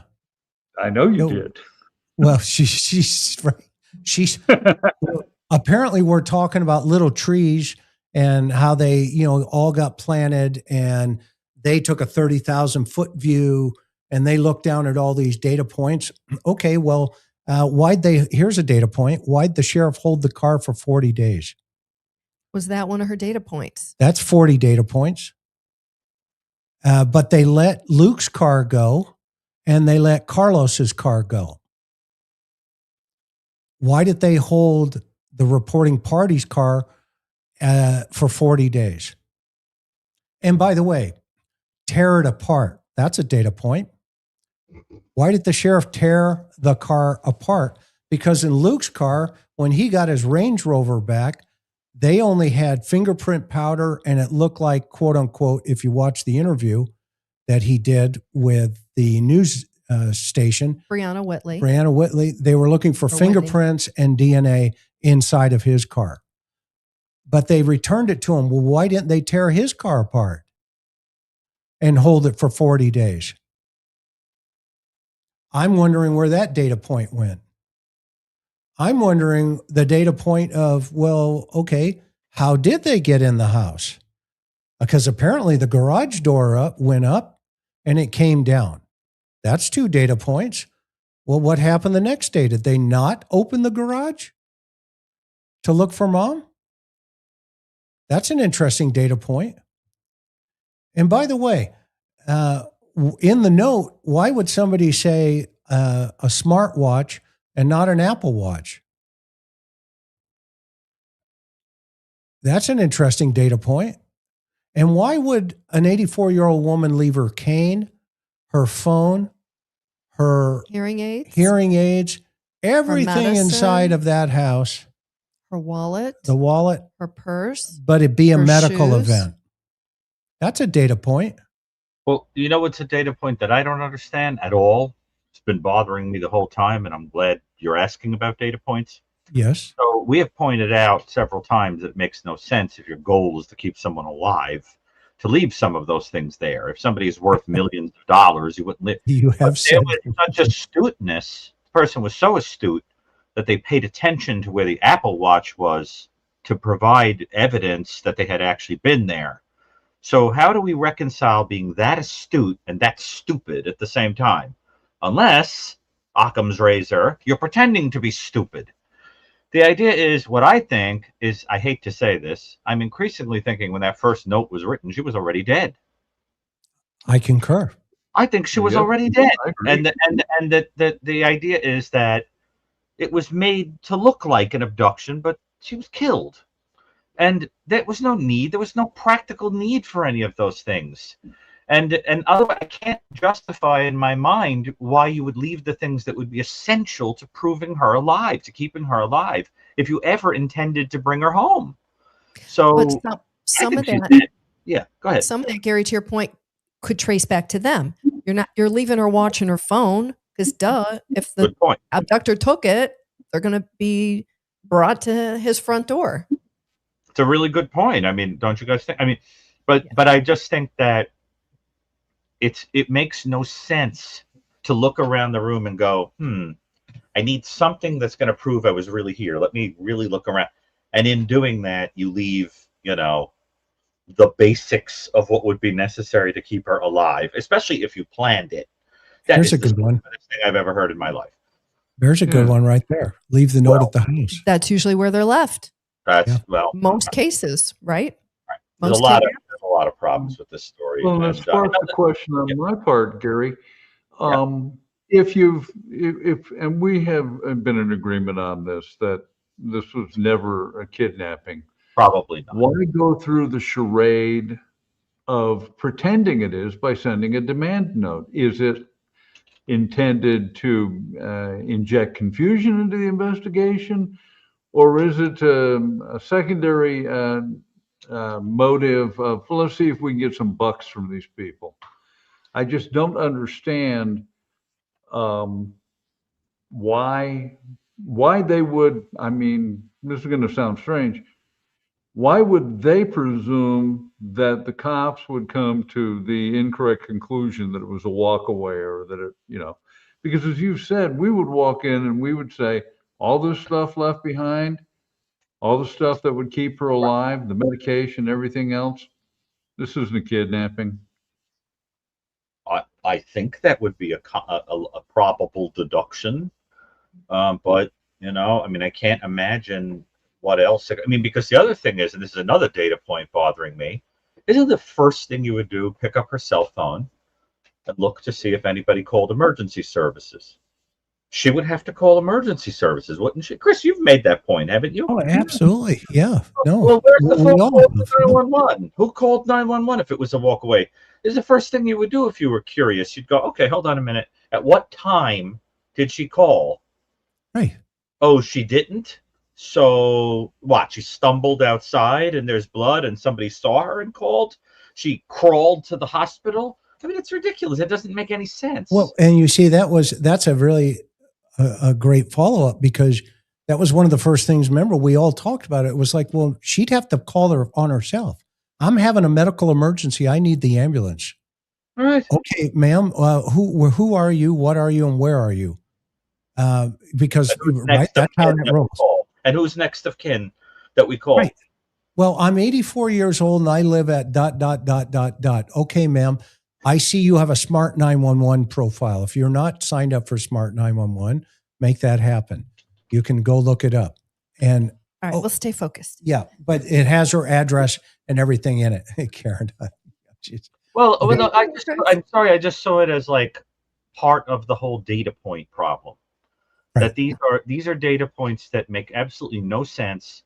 And I'm one of those people, when I'm thinking about something in like a syllogism, right? Like I'm going in logical order, I'm kind of stuck because I can't get past that. It doesn't make sense. And so I can't progress. Like, technically speaking, I can't leave the house after the Uber drops her off, because from there on, I don't see any corroborating evidence of anything. So I'm sort of paralyzed there. Right. To me, I'm just kind of going like, All right. How could you proceed? On faith? Like, wouldn't you want to? I mean, don't you all agree that's sort of where you get stuck in the data points?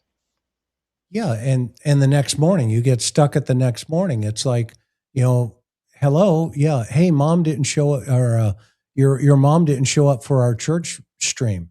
What do you mean my mom didn't show up for our church stream? Well, it's Yeah, she's not here. Okay, thank you. Click, boom. You're in the car. You're driving over there, and apparently both of them went. Mom didn't show up. Okay, let's go. Let's get in the car. And they go over there, but we hear nothing about what they did when they got there, other than the door was propped open. She had her pajamas on. She was taken out in the middle of the night. Okay, well, where'd all that come from? Oh, and by the way, did I tell you that you're to blame, Savannah, because it's a kidnap for ransom on the phone? And detective or officer, yes, ma'am. This must be a medical event. This is not a walk away in any way, shape, or form. Okay, fine. How do we know that? Well, because we've called all the hospitals and she's not there. And I'm going to tell my sister that. Okay. And then what happened? And at some point, somebody stepped back and said, I would walk over to John and say, this isn't lining up, dude. Yeah. And I'm going to say to John, I'm going to get the car. Hey, we hate to tell you this. What's that? You guys are walking home. And we're going to separate the RPs. We're going to separate the reporting parties because they need to be spoken with in detail and not here. And then I'm going to go to a judge and say, Your Honor, here's A, B, C, and D. This is the other stuff, the E, F, and G. I would like a warrant to check the car just to verify some stuff. All right, detective, what do you have? Well, Your Honor, I have blood on the porch. I have an 84-year-old woman who's incapable of going to the mailbox without assistance. I have all of her property here at the house. The family has reported her, missing. This is an exigent situation. And the last proof of life we had was a family member said she was in their car and they drove her over here. I would like to search that vehicle for blood, forensics evidence, anything like that. Okay, detective, put your hand up. I swear, blah, blah, blah, blah, blah. Okay, and the judge signs it. And you say, happy hunting. Go find what you can do.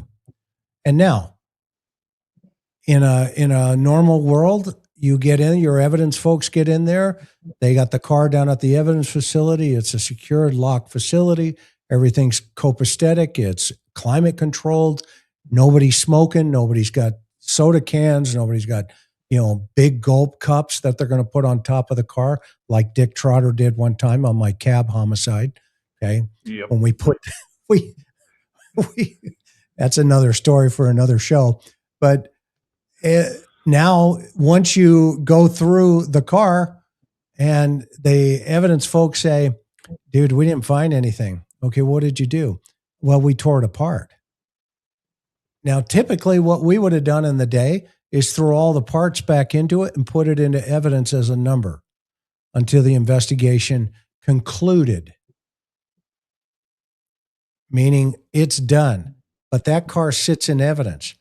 But if you have absolutely zero, like Luke's car, unfortunately, maybe, where the sheriff says it doesn't mean you're out of the circle anymore. You can always be brought back in just because we don't think we have enough right now.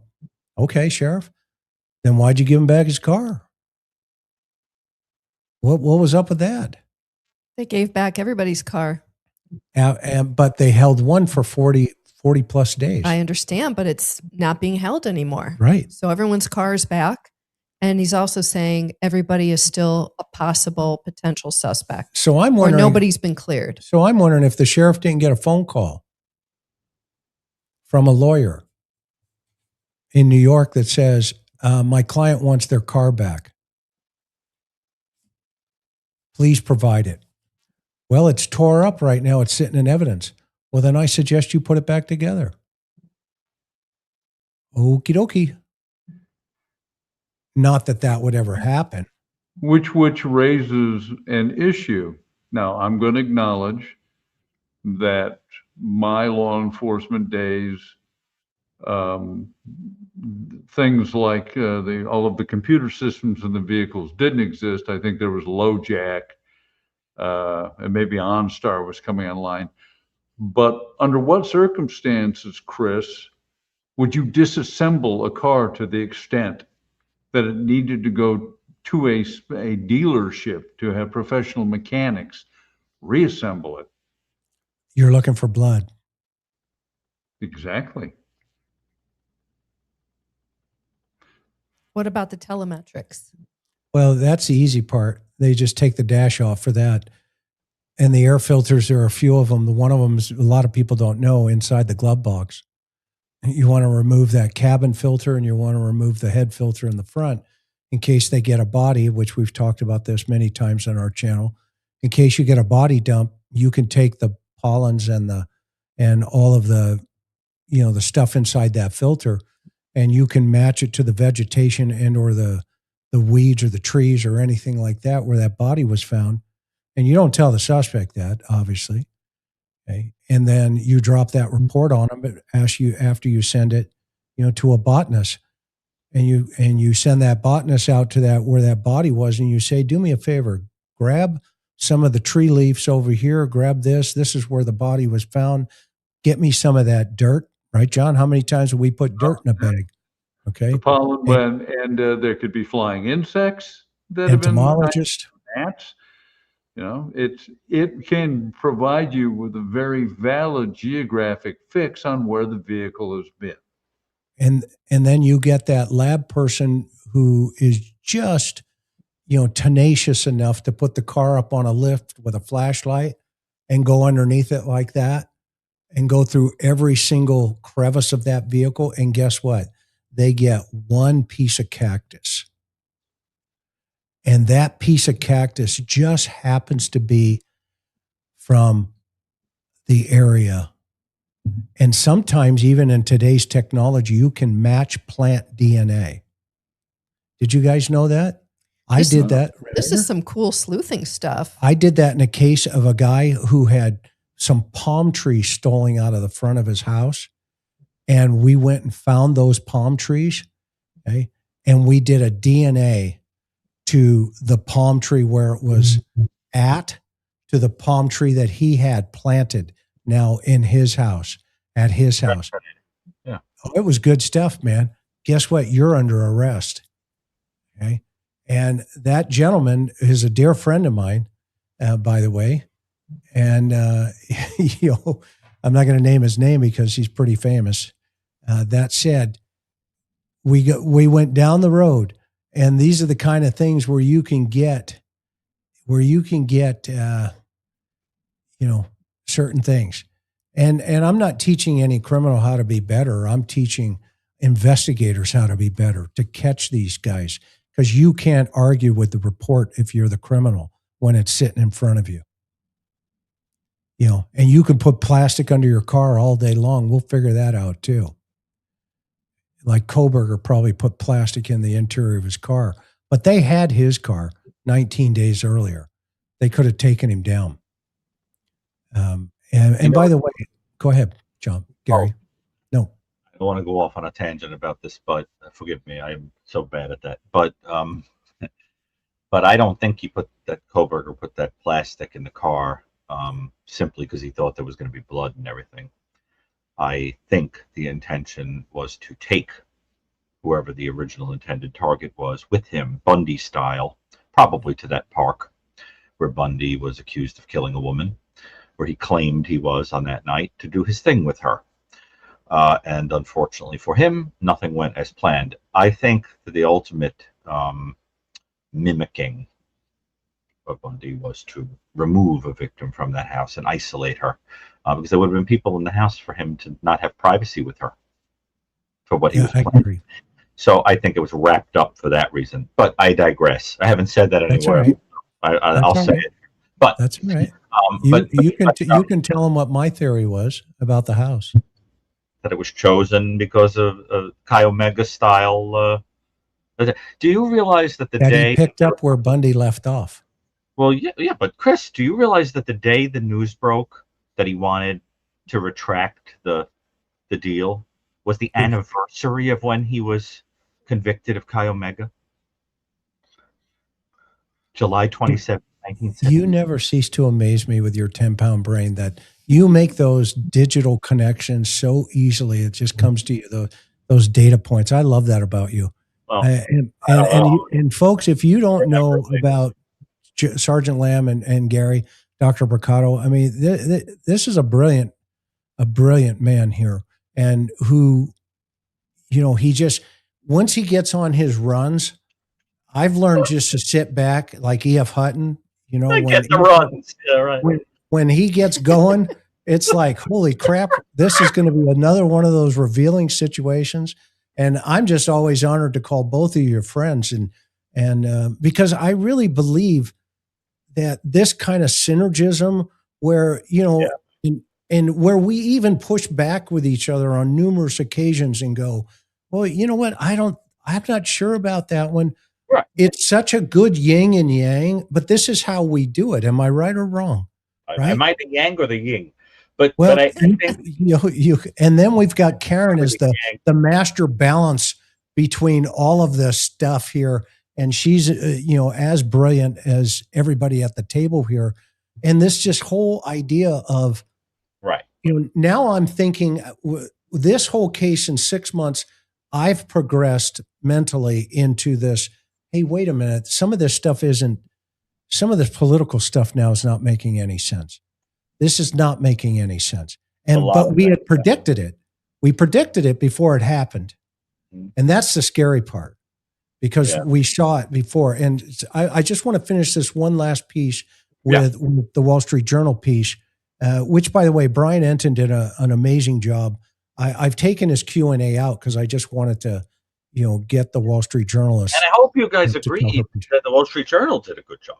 She did a good job. Yeah. And there are places in there, but I also think some of the data points got turned more in in full transparency, it turned more towards a political side of things versus let's just keep it out and let's just stay focused on Nancy Guthrie. And that kind of got lost for a little bit there, but she recovered it towards the end.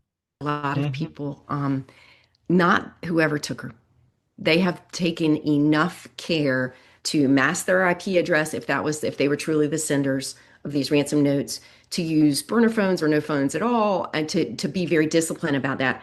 And they have gone in the wind. So the people that are not seeking the spotlight are the only ones who really know.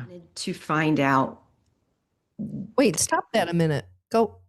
What she said, the only ones who know what's going on are not in the spotlight. Is that what she said? Yeah. Okay. So she means porch guy, because we don't know who he is. She means, to Gary's point, the waiter and the chef. Or if porch guy is the waiter, chef is not in the spotlight, we don't know who he is. Great point.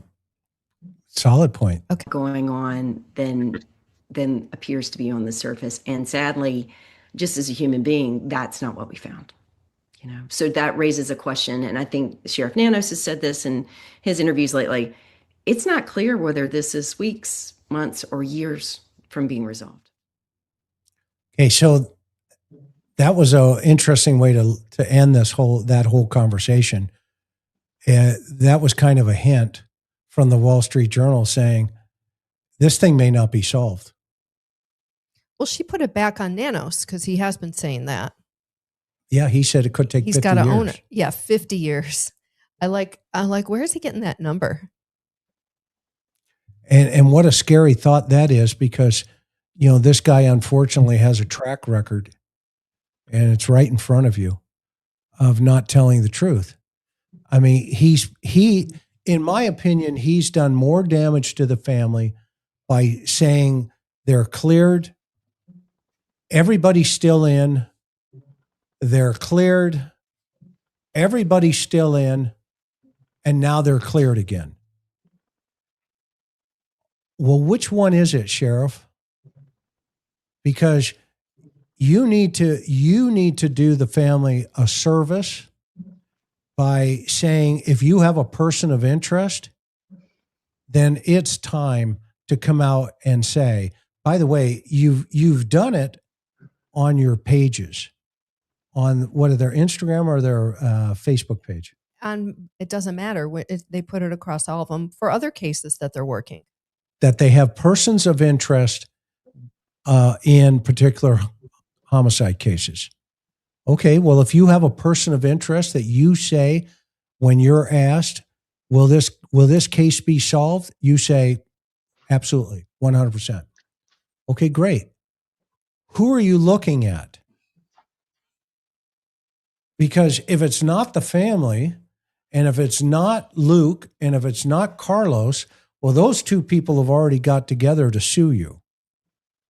He's also got another lawsuit that the New York Post just put out. Yeah, not Luke is suing, but Carlos and the other guy and his mother, not Luke Daly is suing. I was wrong. Yeah. All right. Thank you for correcting that. What do you have over here in your notes, Hum? So just going back to John's systemic failure, which I think is very perfectly sums up this case. And I don't want to get too far off Nancy, but we really have, and to the Wall Street Journal's credit, she was talking about this in different words, but Sheriff Nanos's leadership is why this case has not been solved yet. And the systemic failure is, I think you guys really put your finger on it, John, when you were saying everything was in motion long before Nancy Guthrie disappeared, in terms of the systemic failure, incompetence, retaliatory action by the leadership on the rank and file, et cetera. So 2 days ago, there was another inmate death at the Pima County Jail. Wow. We did a whole show about 10 days ago on back then it was 61. I think we're at 62 or 63. 4 times the national average is the death rate of inmates who are brought in and who are dying in custody in Pima County Jail under the direction of Sheriff Nanos. I mean, it's alarming. It's beyond alarming. Okay. There's a major crisis. Talk about a systemic failure. And, so they brought somebody in, a 39-year-old guy, a couple days ago for shoplifting. He had a criminal record of like petty theft and those kinds of things. Maybe even drugs back in the day. There was an article that enumerated all this. It's all public information. Anyway, he's in the jail 48 hours and he's found deceased in his cell. This is the 4th time in less than 2 months somebody has died in the custody of Pima County Jail. So and we really raised the roof on that. You guys can go watch that episode. It was a couple days. It was about 10 days ago. But this is to John's point. There's a systemic failure going on under Sheriff Nanos's leadership. And where we're all seeing it come to a head is the Guthrie investigation. So what do you, John, I mean, you worked the jails years ago when you were, in the sheriff's department out in California. Have you ever heard anything like this? 63 deaths in a jail in less system? than 10 years, maybe 8 years. No. Now I'm going to provide some context. Sure. The jail I worked in, general head count was 200, and it was covered by 2 or 3 deputies per shift. Okay. We didn't have a single death in 2 years. And I am unaware of any that happened in the actual central jail. That's an extraordinary number of people to die. What that tells me is that your personnel who are working in there, and I understand nowadays they're using non-sworn or basically civilian correctional officers instead of full-on peace officers, deputy sheriffs. We were in the tanks we were interacting with inmates because we understood that it can be difficult for 3 people to handle 200 inmates. But if you're in and you're talking with your tank bosses, talking with your trustees, you can be on top of this stuff. Obviously, times have changed, but this is an insane number of people to die. What did this fellow die of? Do they know? We're still waiting. It's pending with the medical examiner's office. Which you talked to, or you sent an email, right? Yeah, we've been in communication. I have to say the medical examiner for Pima County is very responsive. His office has been very responsive. They're very organized. You can go on their website and you can look up all the jail deaths back to 2020. Obviously, there's a huge problem going on. I mean, we did our episode about, as I said, a week or 10 days ago. We got a call from Univision, Arizona, based right there in Tucson, to interview us about the problem. Well, folks, we don't live in Tucson. We're not a Tucson-based news organization. Not that that's bad, and we happily participated because the public needs to know. And I was asked directly, not what is the solution, but what needs to be done to stop this? And a couple of things. I mean, there must be whoever is the highest law enforcement entity over Pima County Jail. They have to do an independent investigation, and there has to be with some teeth. I mean, this is horrible. You know, if you go look up federal lawsuits against Sheriff Nanos, there's pages of lawsuits going back to 2015 when he first became sheriff. Now, he hasn't been, I want to make this clear, Sheriff Nanos has not been in office since 2015. He filled the shoes of a retiring sheriff in 2015, the second half of the year. And then in 2016, he lost the election. He came back, he won the election in 2020 and in 2024. Anyway, it's a huge problem. And so, right, the apple doesn't fall far from the tree. Obviously, if you've got an enormous crisis, 4 times, what's going on, the deaths in Pima County Jail are 4 times the national average of any huge population jail.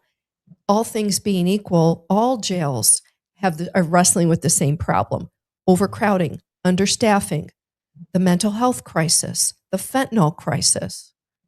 And so there's a huge problem going on there. It's under Sheriff Nanos' leadership. Do we really expect that the Nancy Guthrie investigation is going to be solved and all buttoned up in 6 months under the same leadership? Well, and that's a great point, because if we think about it, what's happening, to your point earlier, the correctional officers, they're taking them right out of high school. And giving them 10 weeks of training? Well, something like it's that? 6 weeks. And then 4 weeks. So they get 6 weeks. But that's not a police academy. No, they get 6 weeks of training, and then they get 4 weeks with basically an FTO, right? A field training officer. A correction training officer, CTO. And then, John, you're going to love this. So they get to monitor 2 pods with 1 correctional deputy. Those are open pods. They're open pods. Those are not behind bars pods. Very different from when I was on it. I understand they have tasers. We did not carry weapons in the jail. Yeah, amen. The reason why was you're just giving them to the inmates. What we were exceptionally good at was we would go hands-on. We'd wrestle with them, apply a carotid sleeper. I wrestled many people, and I didn't need to have to hit them over and over again with a taser, because we had trained to a fairly well in the academy, and we knew going in this was the job. Yeah, what's interesting, to your point, I mean, times have certainly changed, and they're changing in the jail. But this is an opportunity right now. If the Wall Street Journal wants to do a story, that's the story. Yes. Let's bring some national spotlight on that in order to make and affect change immediately. Yeah. I mean, if they, rather than just focus on Nancy in totality, the other side of the story here is that kind of leadership is what kind of leadership you have over Nancy Guthrie's investigation. Go ahead, John. Sheriff Nanos puts the fun back in dysfunctional. That's right. So if you really want to make a difference, because here's what I've been preaching on this channel. If he's removed from office, and the AG can do that by indicting him, all his minions go with him like dominoes. And if you don't do that, the next Nancy Guthrie is going to be irrelevant. Because if this one doesn't count, why should the next one? And you know what that could be? That could be a small child. That could be another grandmother. That could be your local advocate for the indigenous communities. That could be an indigenous girl.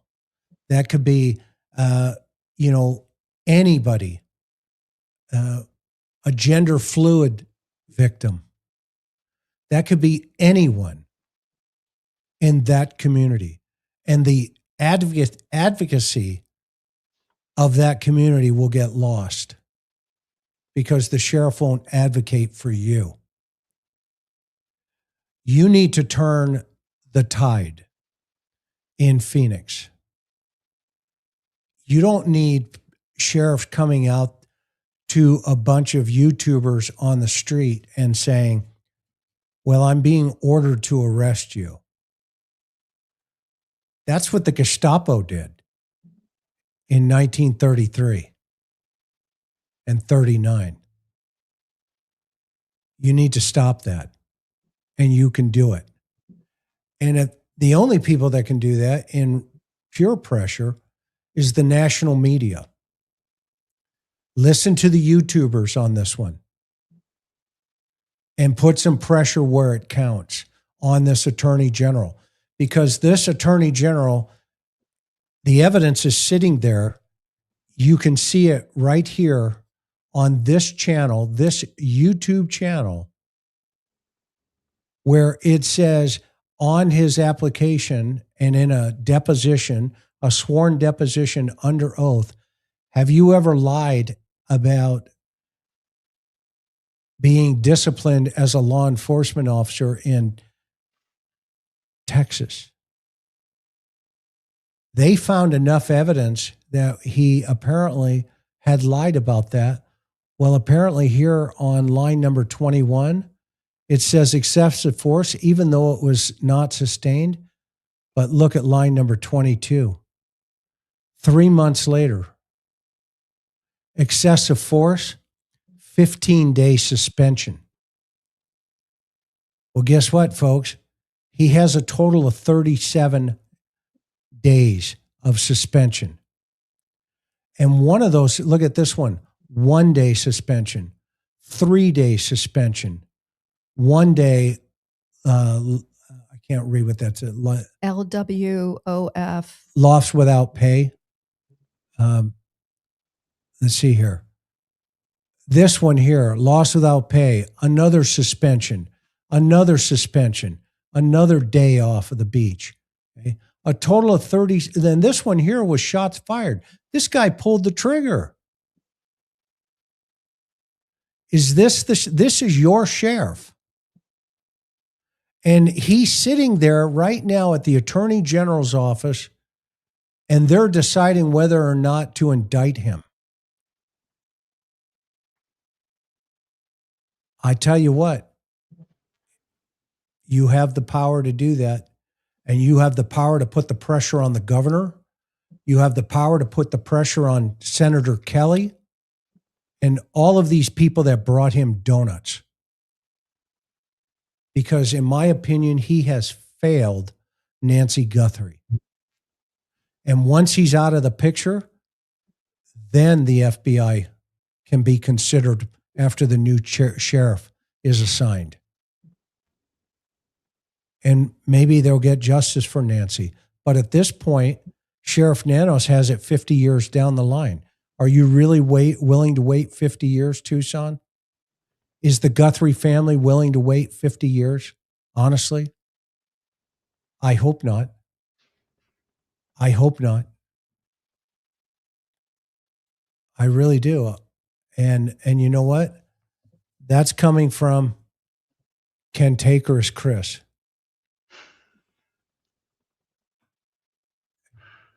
They'll soon be available in hoodies. Honey, what do you think? You got some final thoughts? No, let's go through the list real fast. And I want to hear from Dr. Gary or John as we go through this. Go ahead. Nicole says, could this case be hard to solve because someone at the scene the morning, maybe that morning, was able to mix things up, then also create narrative? John? Never attribute to malice what you can attribute to just people messing up and being inefficient. And we know that the investigators that were there were new. They were brand new. And so I would expect errors to be made. That's the reason why you keep senior detectives in to handle these scenes. One would think that that would occur to a lifelong law enforcement professional like Sheriff Nanos, but apparently he missed that one. Lydia says, who or what kind of threat could strong-arm Nancy's people into silence? Great question. Somebody with a public relations firm, maybe. Anna says, I watch every legit YouTube account that covers this case. What is the official word on how the intruders entered the home? Did they bust a door open? What's been shared specifically? Nothing. That's the problem. Nada. That's the problem. We just hear from folks who say, and they entered the house. That's kind of an interesting narrative in of itself. Mm-hmm. Julie says, odd that family blamed Nancy for leaving the doors open. We heard repeatedly how cold it was that night. Her house would have been freezing. A lot of thermostats keep historical data that can show what time the house temp started to drop. That is a great point. Really good point. And the sheriff was asked about that the very first night. And he even said, well, I'm cold and she's 84, but the back doors were propped open. Great point. Jane says, I think Savannah has been pulling the strings from the beginning, best friends with the Clintons and many more. Red flags. Hopefully not. Yeah, hopefully. But if that will be discovered, though, if that's the case. Bubbly One says, pride and cover-up of incompetence masquerading. Wait a minute. Gary has a thought. I was just going to say, I honestly think that my strong sense is that Savannah really honestly is just a victim in this situation, that she adored her mother her whole life, saw her as this strong person who survived the death of their father as a single mother, loved her family, never harmed a hair on anybody's head, was a good Christian, upstanding woman, and honest to God, sees the best in people and cannot accept, that her mother is gone and wants the public's help. What I read is sincerity there. I don't know what you guys think, but that's my very strong impression. Okay. I agree. I mean, does everybody agree with that? I think she's 3,000 miles away. Yeah. What do you think about it? What's your sense of Annie? Well, I have less of a read on everybody else. My strong sense is that she, first of all, I also think that she really struggles. She said that she really struggles with a terrible guilt that whatever happened to her mother, whatever motive, she was seen as like a cash cow or the famous person or the one who was going to be. And I think it haunts her. And so, knowing what we know about victims, Chris, and from the work I do therapeutically, from the Cold Case Foundation, we have this idea of it's one of the things that's in the book we did, right? That Greg Cooper makes the point that we define victim not only as the person who is harmed, but this ripple effect of everybody, right? And I think she truly is victimized by this. That's my sense. I agree. I cannot disagree. Yeah, I think she's heartbroken. I got to be honest with you, though. I don't have a warm and fuzzy about her sister. Well, that's a whole other. In the same way, I'm just. I mean, if we're Can being. I ask Gary a question? Yeah. Okay, yeah. Gary. It's a two-part question. You're dangerous, though, Karen, when you ask a question.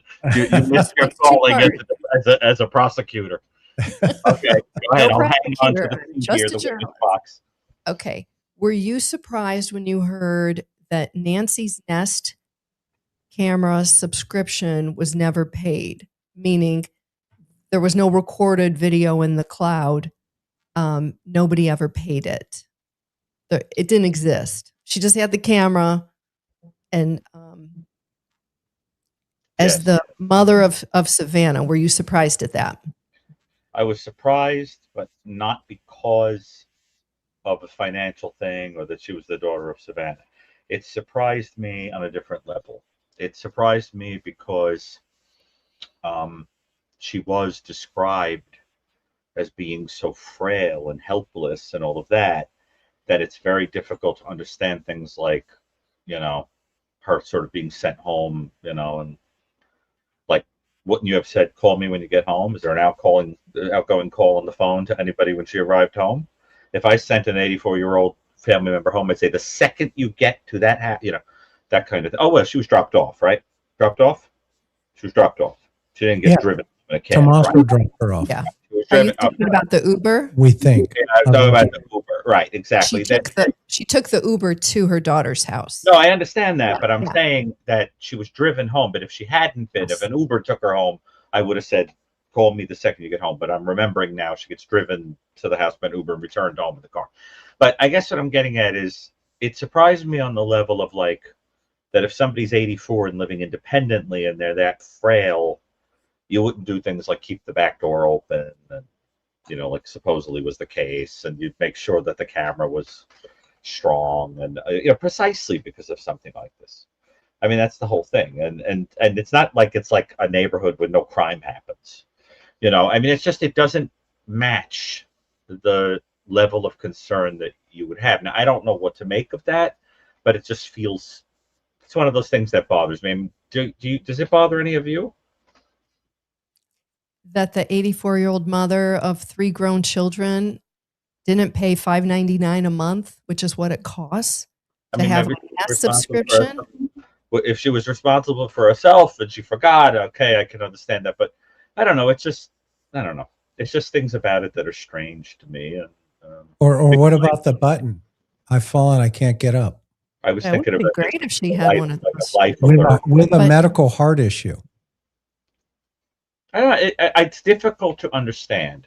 And part of me wonders, now let me be clear that I'm not, these are only questions, not intended to catch any kind of person. But I almost wonder if Savannah just assumed that the people who were closer to the mom were overseeing everything and everything was being taken care of. And because she's like sort of elsewhere doing her job. And she might have been surprised by some of those things too. I mean, remember that one of the things that jumped out at me, and again, I'm not interpreting it, I just think it's interesting, is when she did that interview and she said that when she was told that they thought she was in the hospital, she called herself after they had supposedly already done that. Why would you do that? Wouldn't you just take their word for it? Why call again? Yeah, you're right. What that suggests is a fundamental mistrust of the information she receives from that part of the family. Well, and I guess it feels like this thing, like I trust you to take care of everything, and yet here's an interesting thought. I don't know. I don't know what it staying on this train here. We have kind of a similar dynamic right now. Karen's mom is 87. Oh, I know what you mean now. Yeah. And I don't live there. I have a sister who has and a a brother-in-law. husband, right? My sister and brother-in-law live there. And you have a Myself brother. and my brother live far away. And our mother is almost 87. And what's interesting about that, we've been comparing how these dynamics are against what we've been talking about. I mean, this is like, and every family is different. Well, every family is different. Right. Yeah. And we're not putting ourselves in other people's shoes. We're not even doing that. But how many times are you on the phone with your mom? 3 to 4 times a week. I know what she's doing. I know where she's going. I know who's picking her up. Mm-hmm. You know her girlfriends? I have phone numbers of her girlfriends, phone number of her driver. I know the restaurants she goes to. I know when she's home watching the baseball game. Just saying. But everyone's different. Right.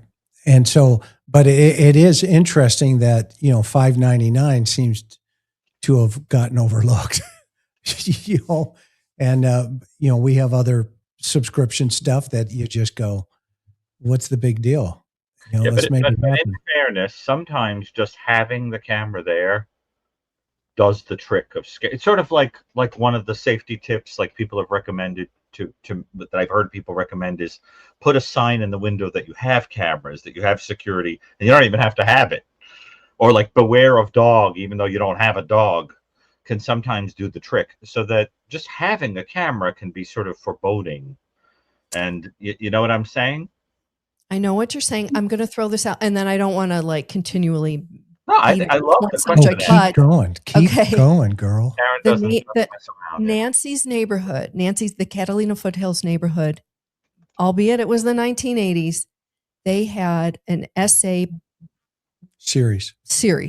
I know what we can say. 261 series. For the penal code. An essay series that went on for months. The neighbors were terrified. This guy would come in at 7 p.m. when families were sitting around a dinner table and would essay the women. It's bad stuff. They caught the guy and, prosecuted him and all that. But that would have happened. The girls, the family, the kids would have been young. She would have been, a pretty young mother, probably under the age of 40. And her husband was still there. He hadn't passed away yet. Here's my point. They've been in that neighborhood long enough where that is something in their past, in their distant past. Yes, everybody has the sense, well, my neighborhood is safe and whatnot.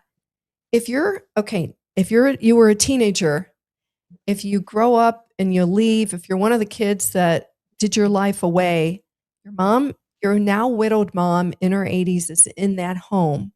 Would it ever dawn on you to say, you know what, Mom? No one is immune from crime.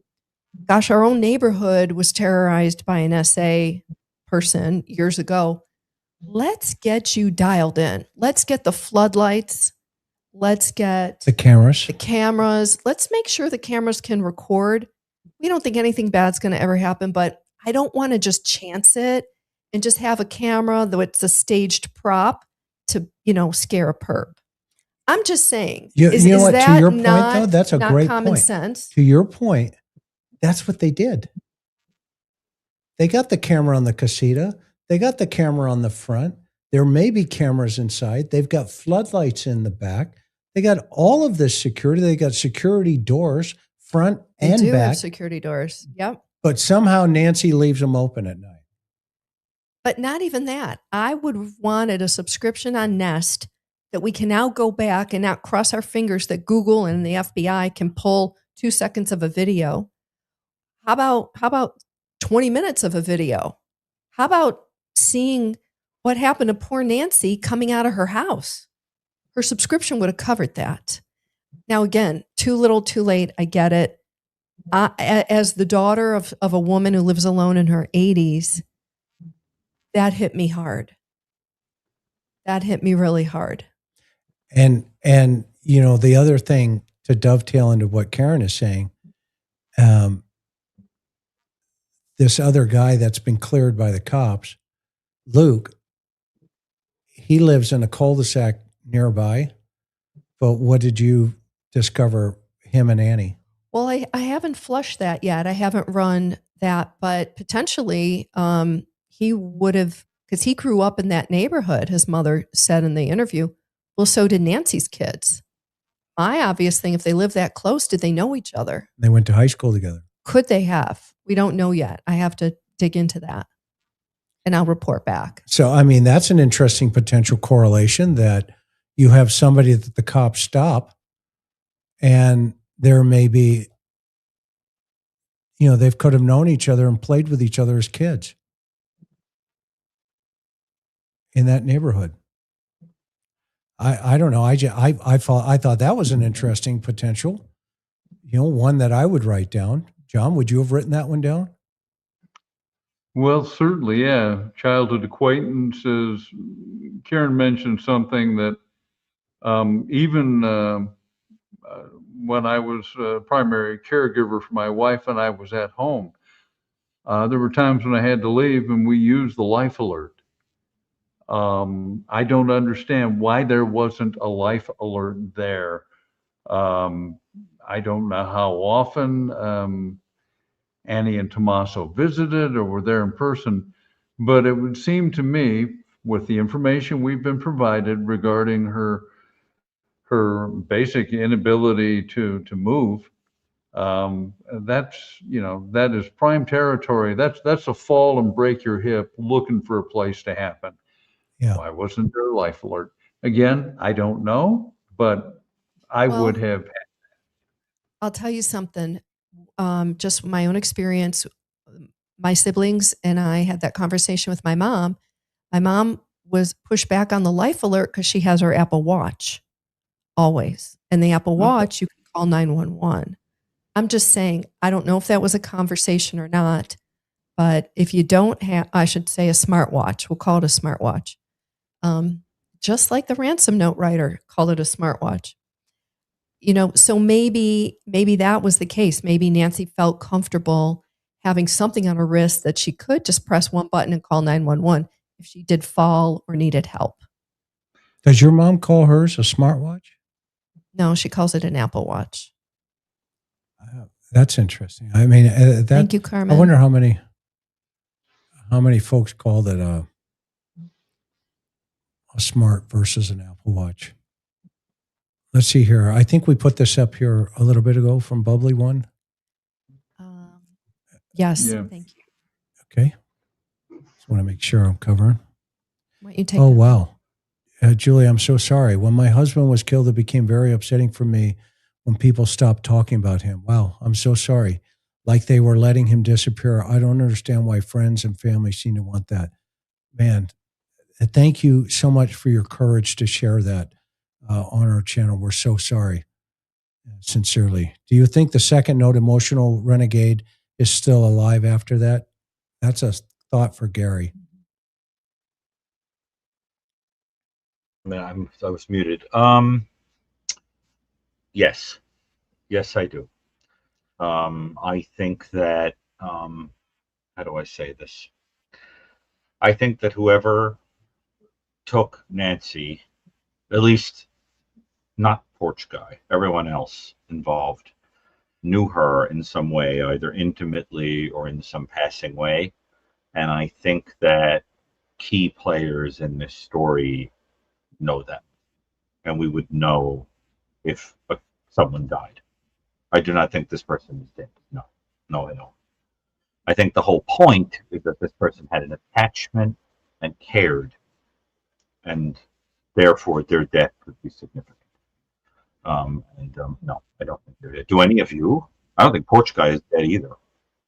No, I think they're all alive. I don't think so. No, none of these people is dead. Asking for a friend, could Nancy be the chef? Could Nancy be the chef? I assume that was ruled out earlier. That sounds very... Yeah, I don't think Nancy's the chef. That's okay. What a travesty. LEO wife there.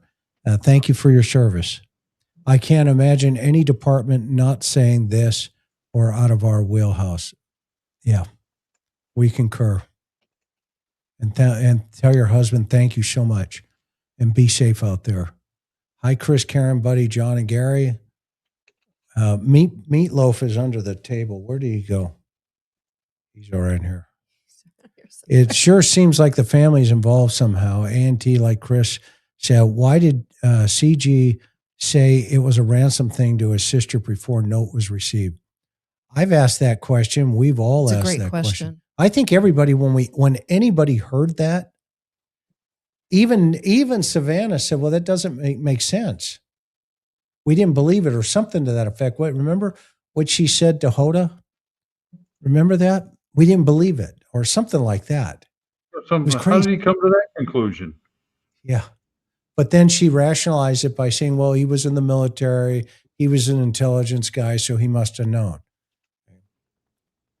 And then to Gary's point, she said, it's because of me.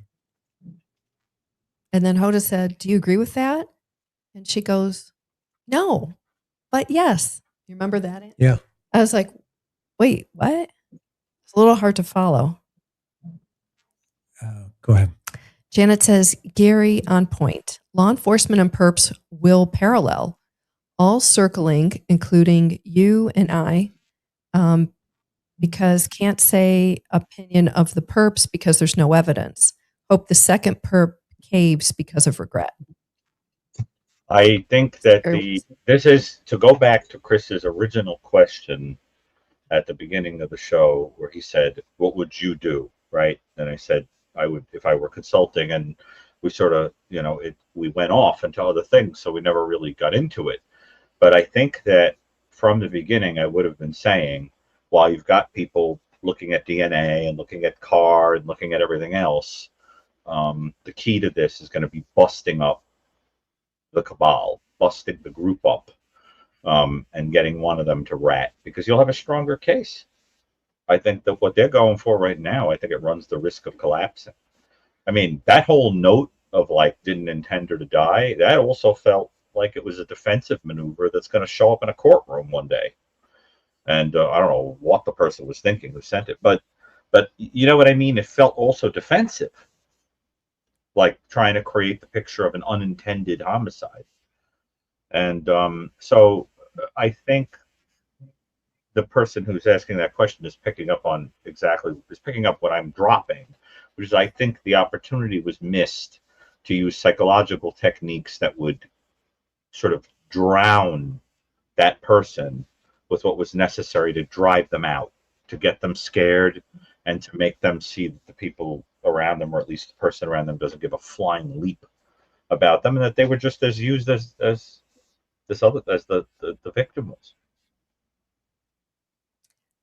Renee is asking Gary regarding the letter writer, late 40s, some technical skills, entertainment ties, hides who they really are. Question. I don't see any way to say that. Anything about the age or about the, I mean, you could take the letter, I haven't done it yet, but you could take the letter and put it in Word and do what's called a readability statistic, and it'll give you a sense of the education level of whoever wrote it. So it'll tell you, you would need a high school education to write this. You would need so like, for example, if I were to write you an email, a long email, even if I was trying not to, you could run it through Word and it would probably guess that I have a doctorate, because without trying, I would give that away by my vocabulary choice, my grammar, my structure, whatever. And if a person who had a junior high school education tried to write an email, no matter how polished they tried to make it seem, chances are the AI would pick up or that the readability statistic would pick it up. It's just the way it is. You can't help yourself.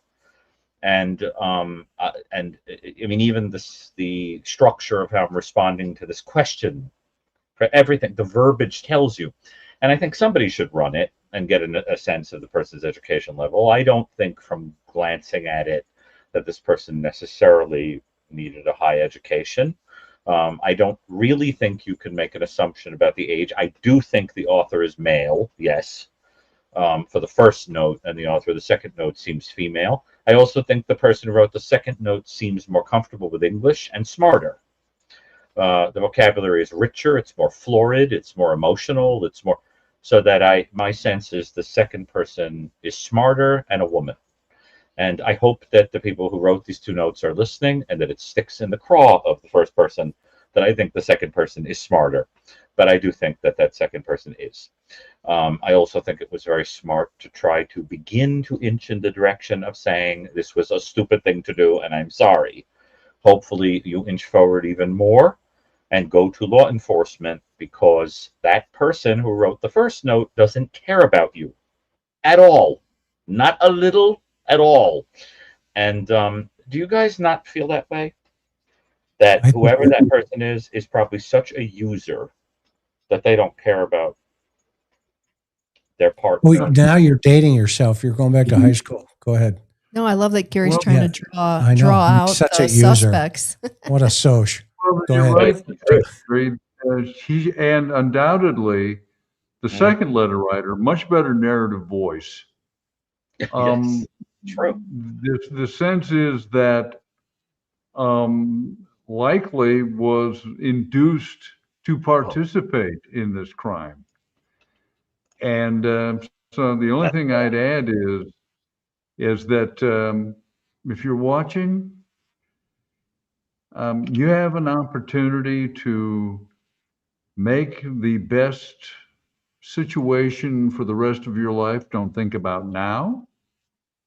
You need to be looking at the future, because this person you're connected with, when the deal goes down, will throw you under the bus so fast.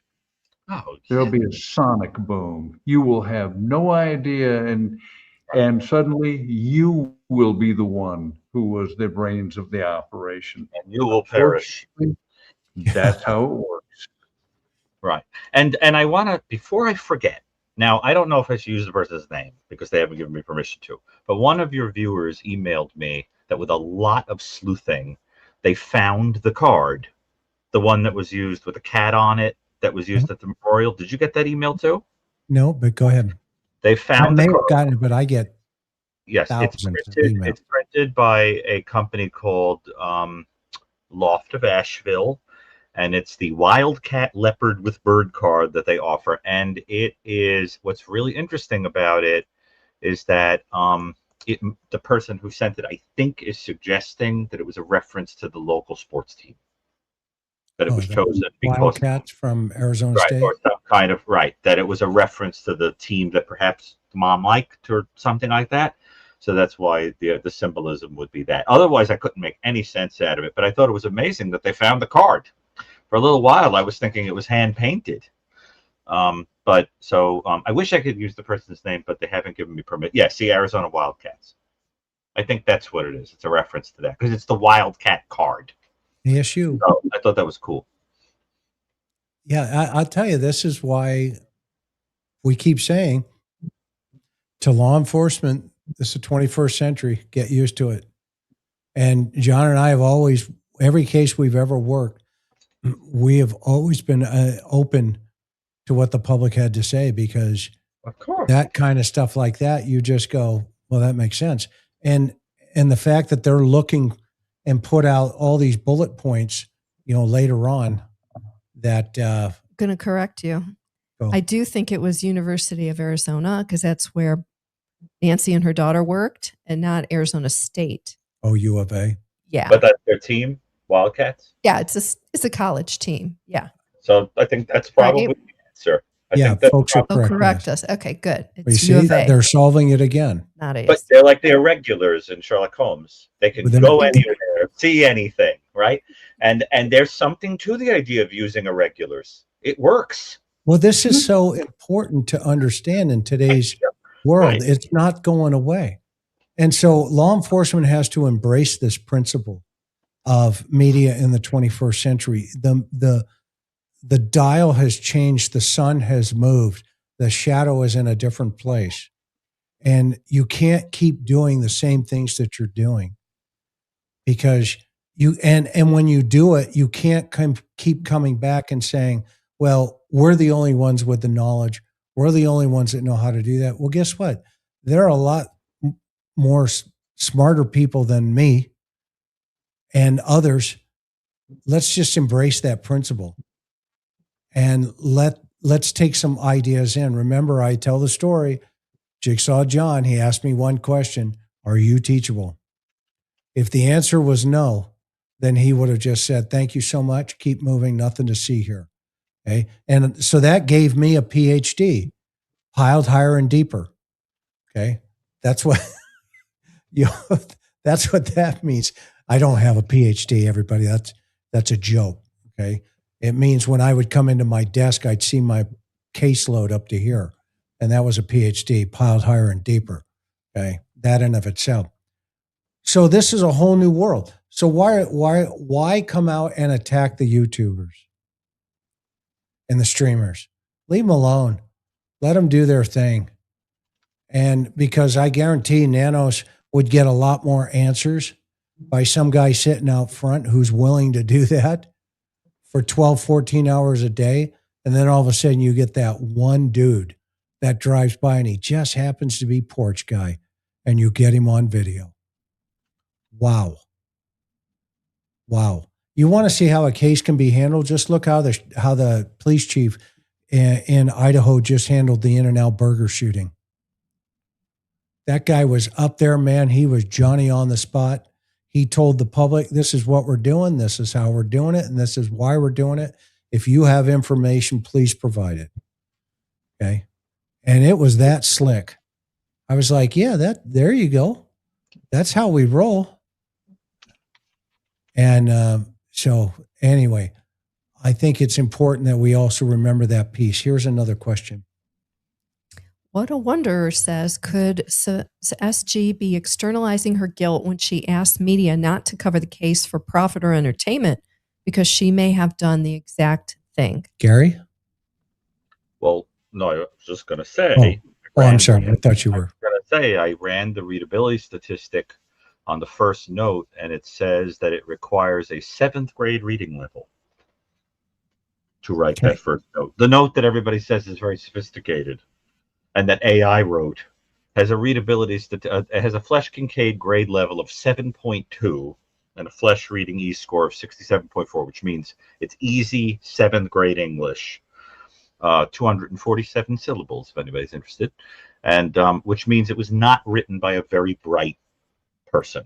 So, Gary, are you saying with a middle school education? This is not somebody who got a very high education. You could chop out of your suspect list people that have graduate degrees or probably even went to college. This is not a very bright person. No, middle school, not high school. The second one.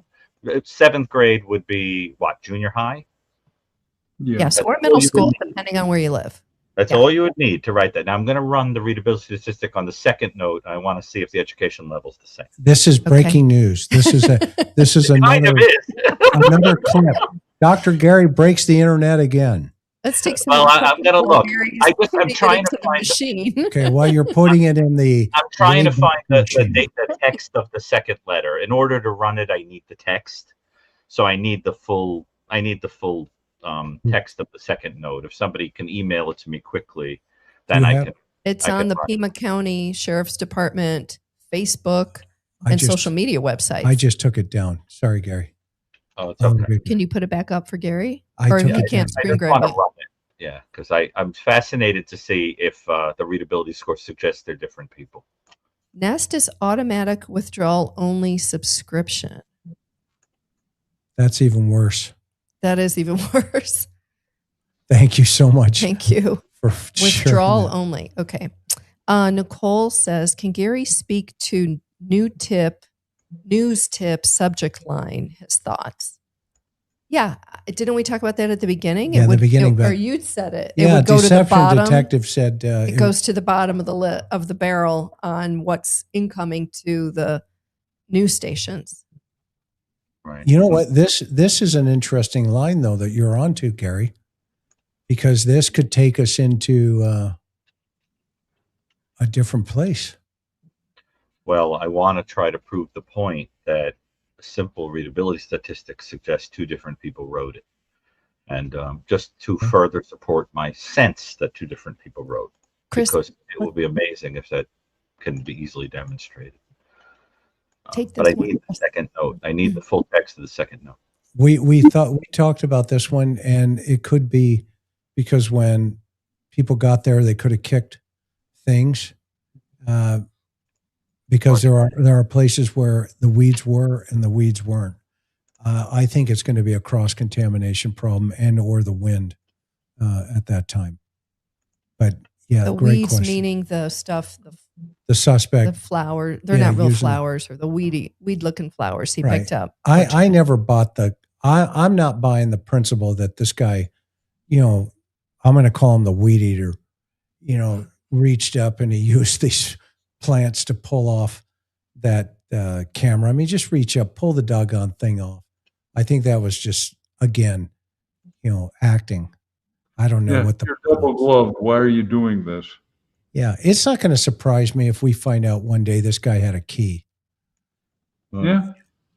I mean, right? I mean, it won't surprise me. I'm not saying he did. I'm just saying is it a possibility? Yeah, of course. But and that was the whole purpose of going up on the porch and pulling the camera off so nobody would see him going in. Go ahead. What were you going to speak here?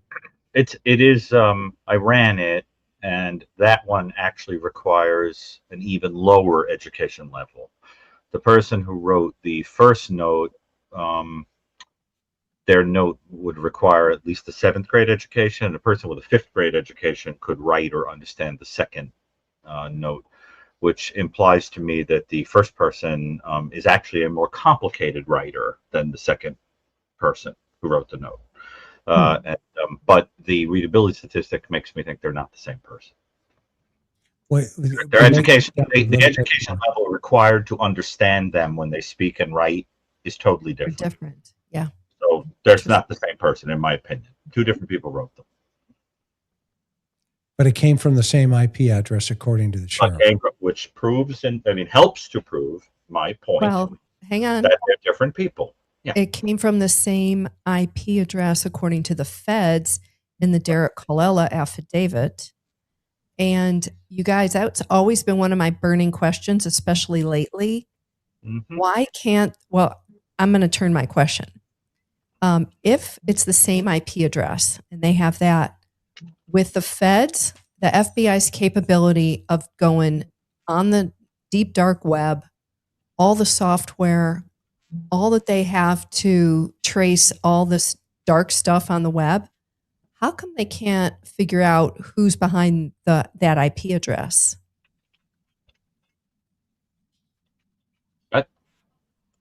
I don't know, and I actually was hoping that one of these days there'd be some tech expert we were talking to who could tell us if there's a way to mask it, because I don't understand how they can't track it. I also can't get out of my head the question of what the heck ICAC was doing there. And I also can't get out of my head the question of how much technological knowledge does this person have? Are they an imbecile, or are they very good with this stuff? I mean, having had a look at Porch Guy, I wouldn't trust them to build any rockets anytime soon. So, I mean, but is the person behind the screen a little more clever technologically? I mean, well, according to what we just found out, one's got a 5th grade level education, the other has a 7th grade level education. Or at least their writing only requires that level of education to write or read that. So that's what I'm saying. So I don't think these are very sophisticated people. No, these are not people with, this is not is this an episode of Are You Smarter Than a 5th Grader? That remember that joke? Like a lot of jokes, that's a smart question. And the TMZ experts think they're highly educated. And before we go off on a different tangent, no. I'm gonna ask my question a little differently.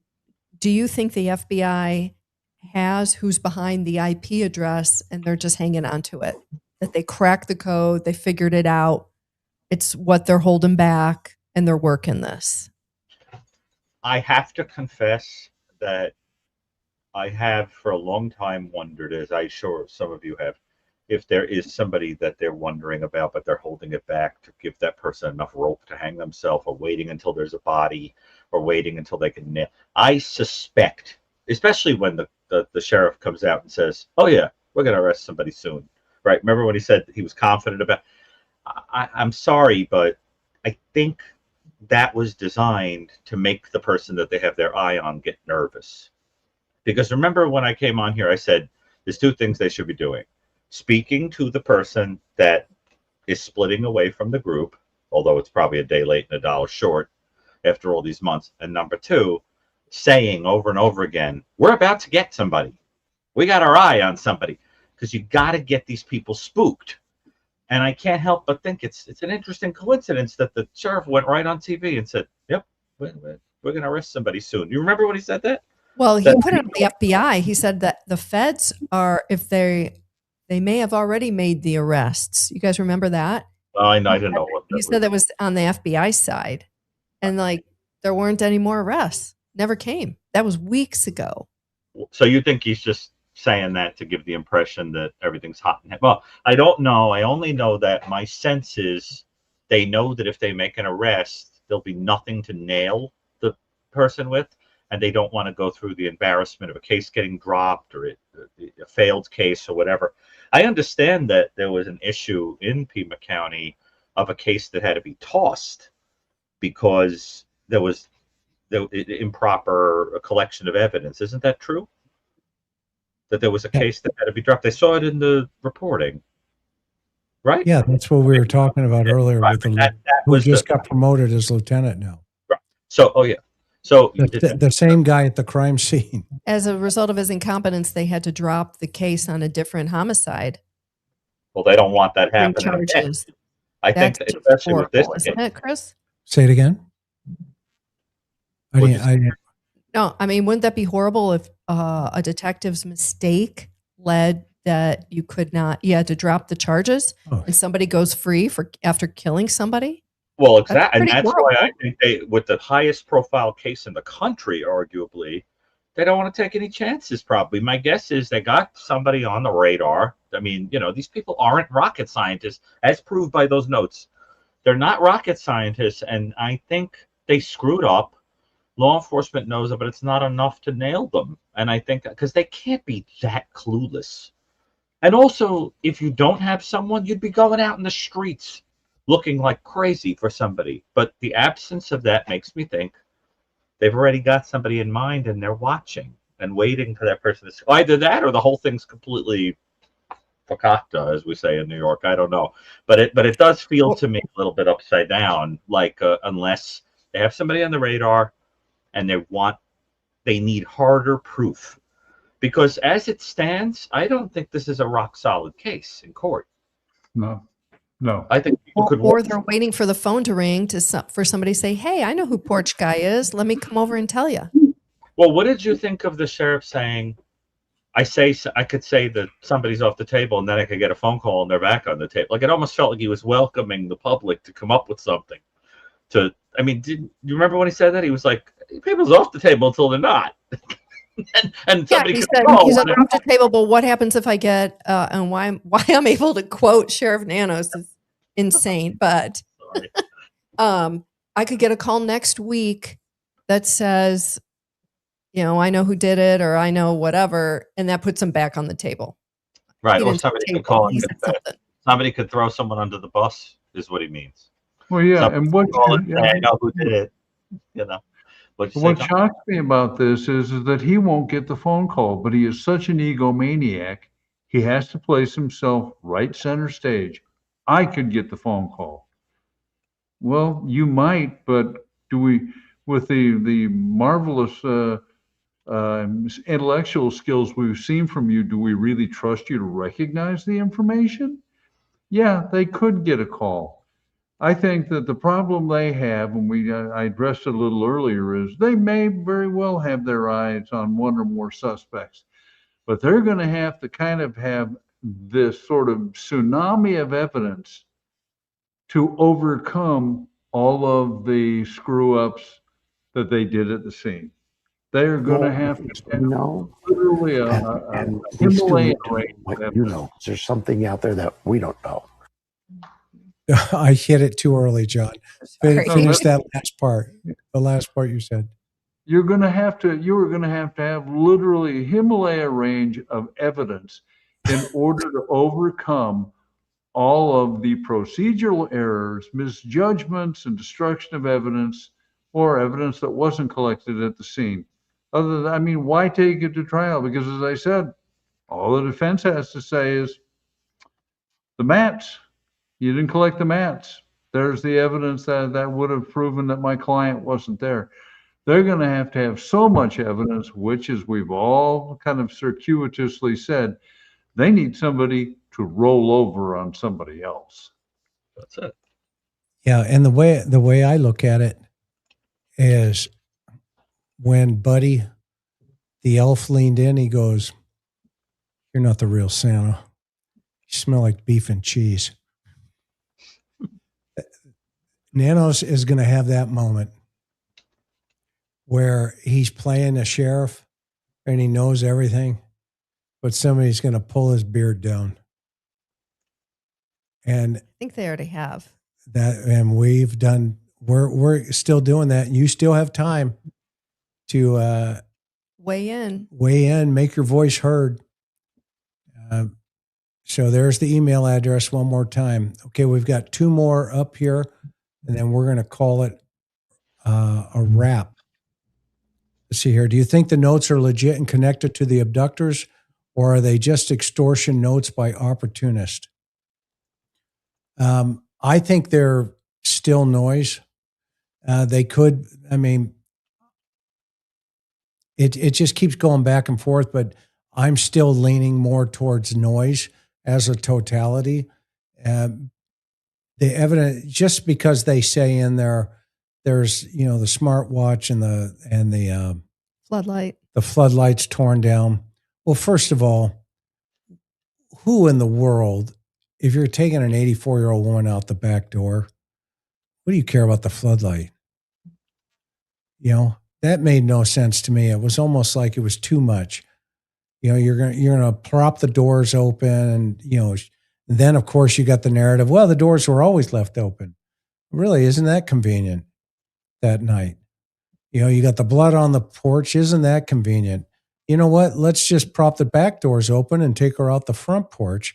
And by the way, while we're in the backyard, seeing how we're not going back through here, let's just knock the floodlight out, but leave every other light on around the house, because we're going out the front now.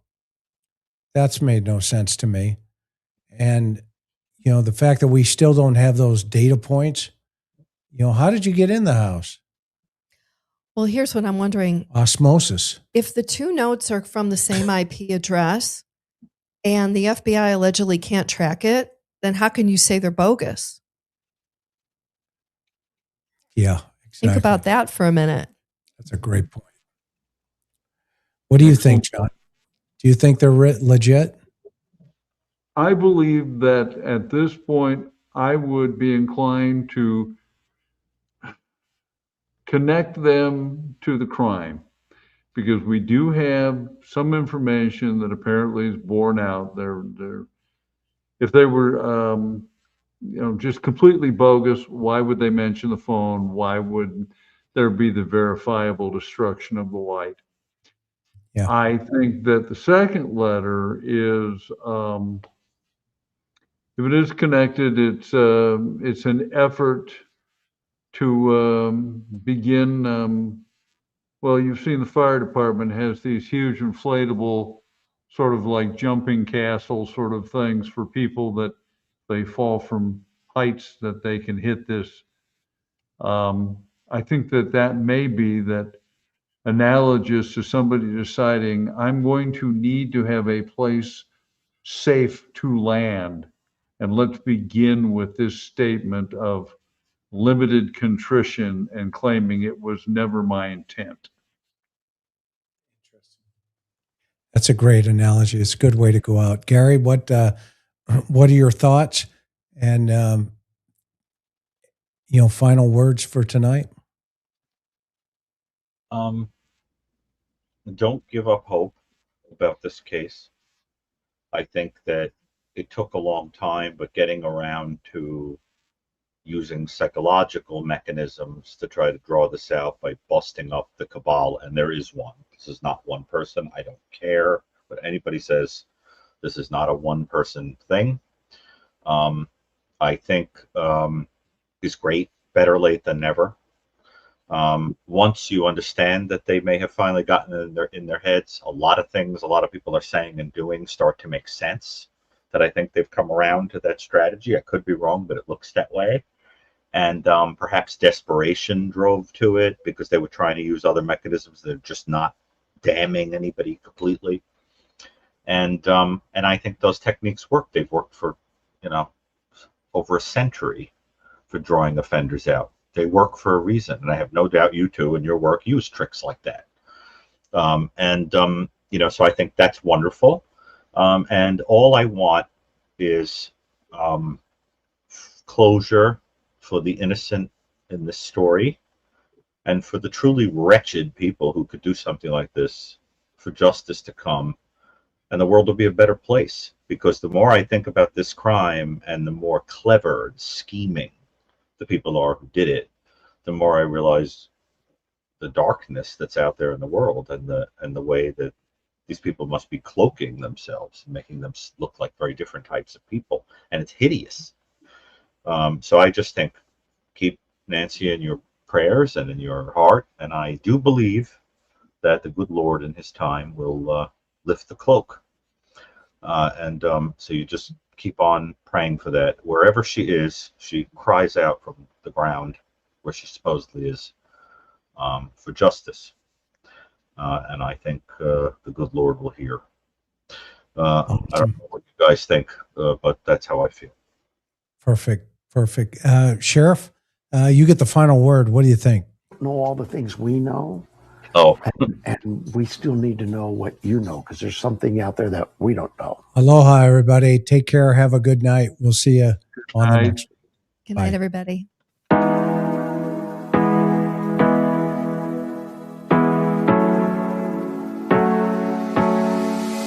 Hard working every day, I'm stressed out 24/7, babe.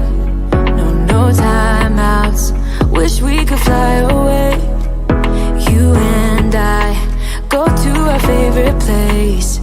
Oh yeah, make special memories together. I'll be your company now and forever. I say we fly away, you and me, go to our favorite place. Feeling the sun on my face in Hawaii. With you, Hawaii.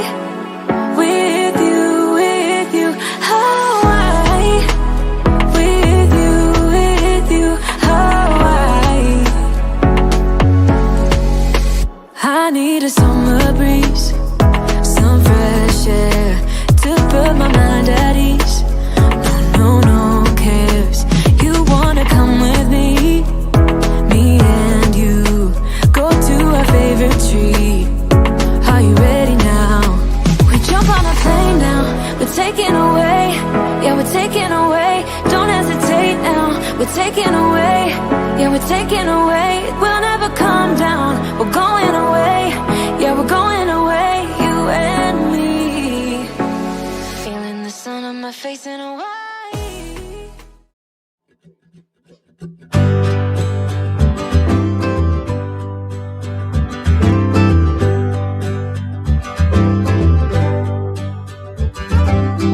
I'm always gonna lift you up.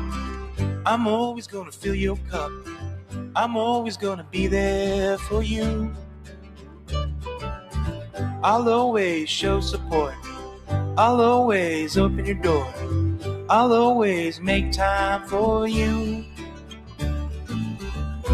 Always, always, always for you. I'll always make you laugh. I'll always check your math. I'll always look out for you. I'm always gonna take the heat. I'm always gonna save your seat.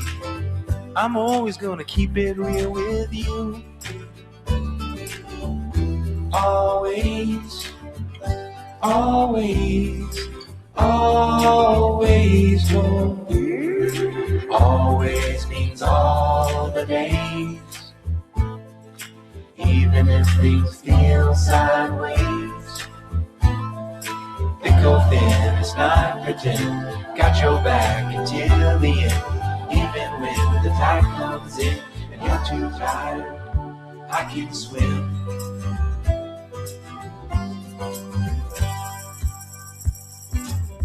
I'm always gonna bake you bread.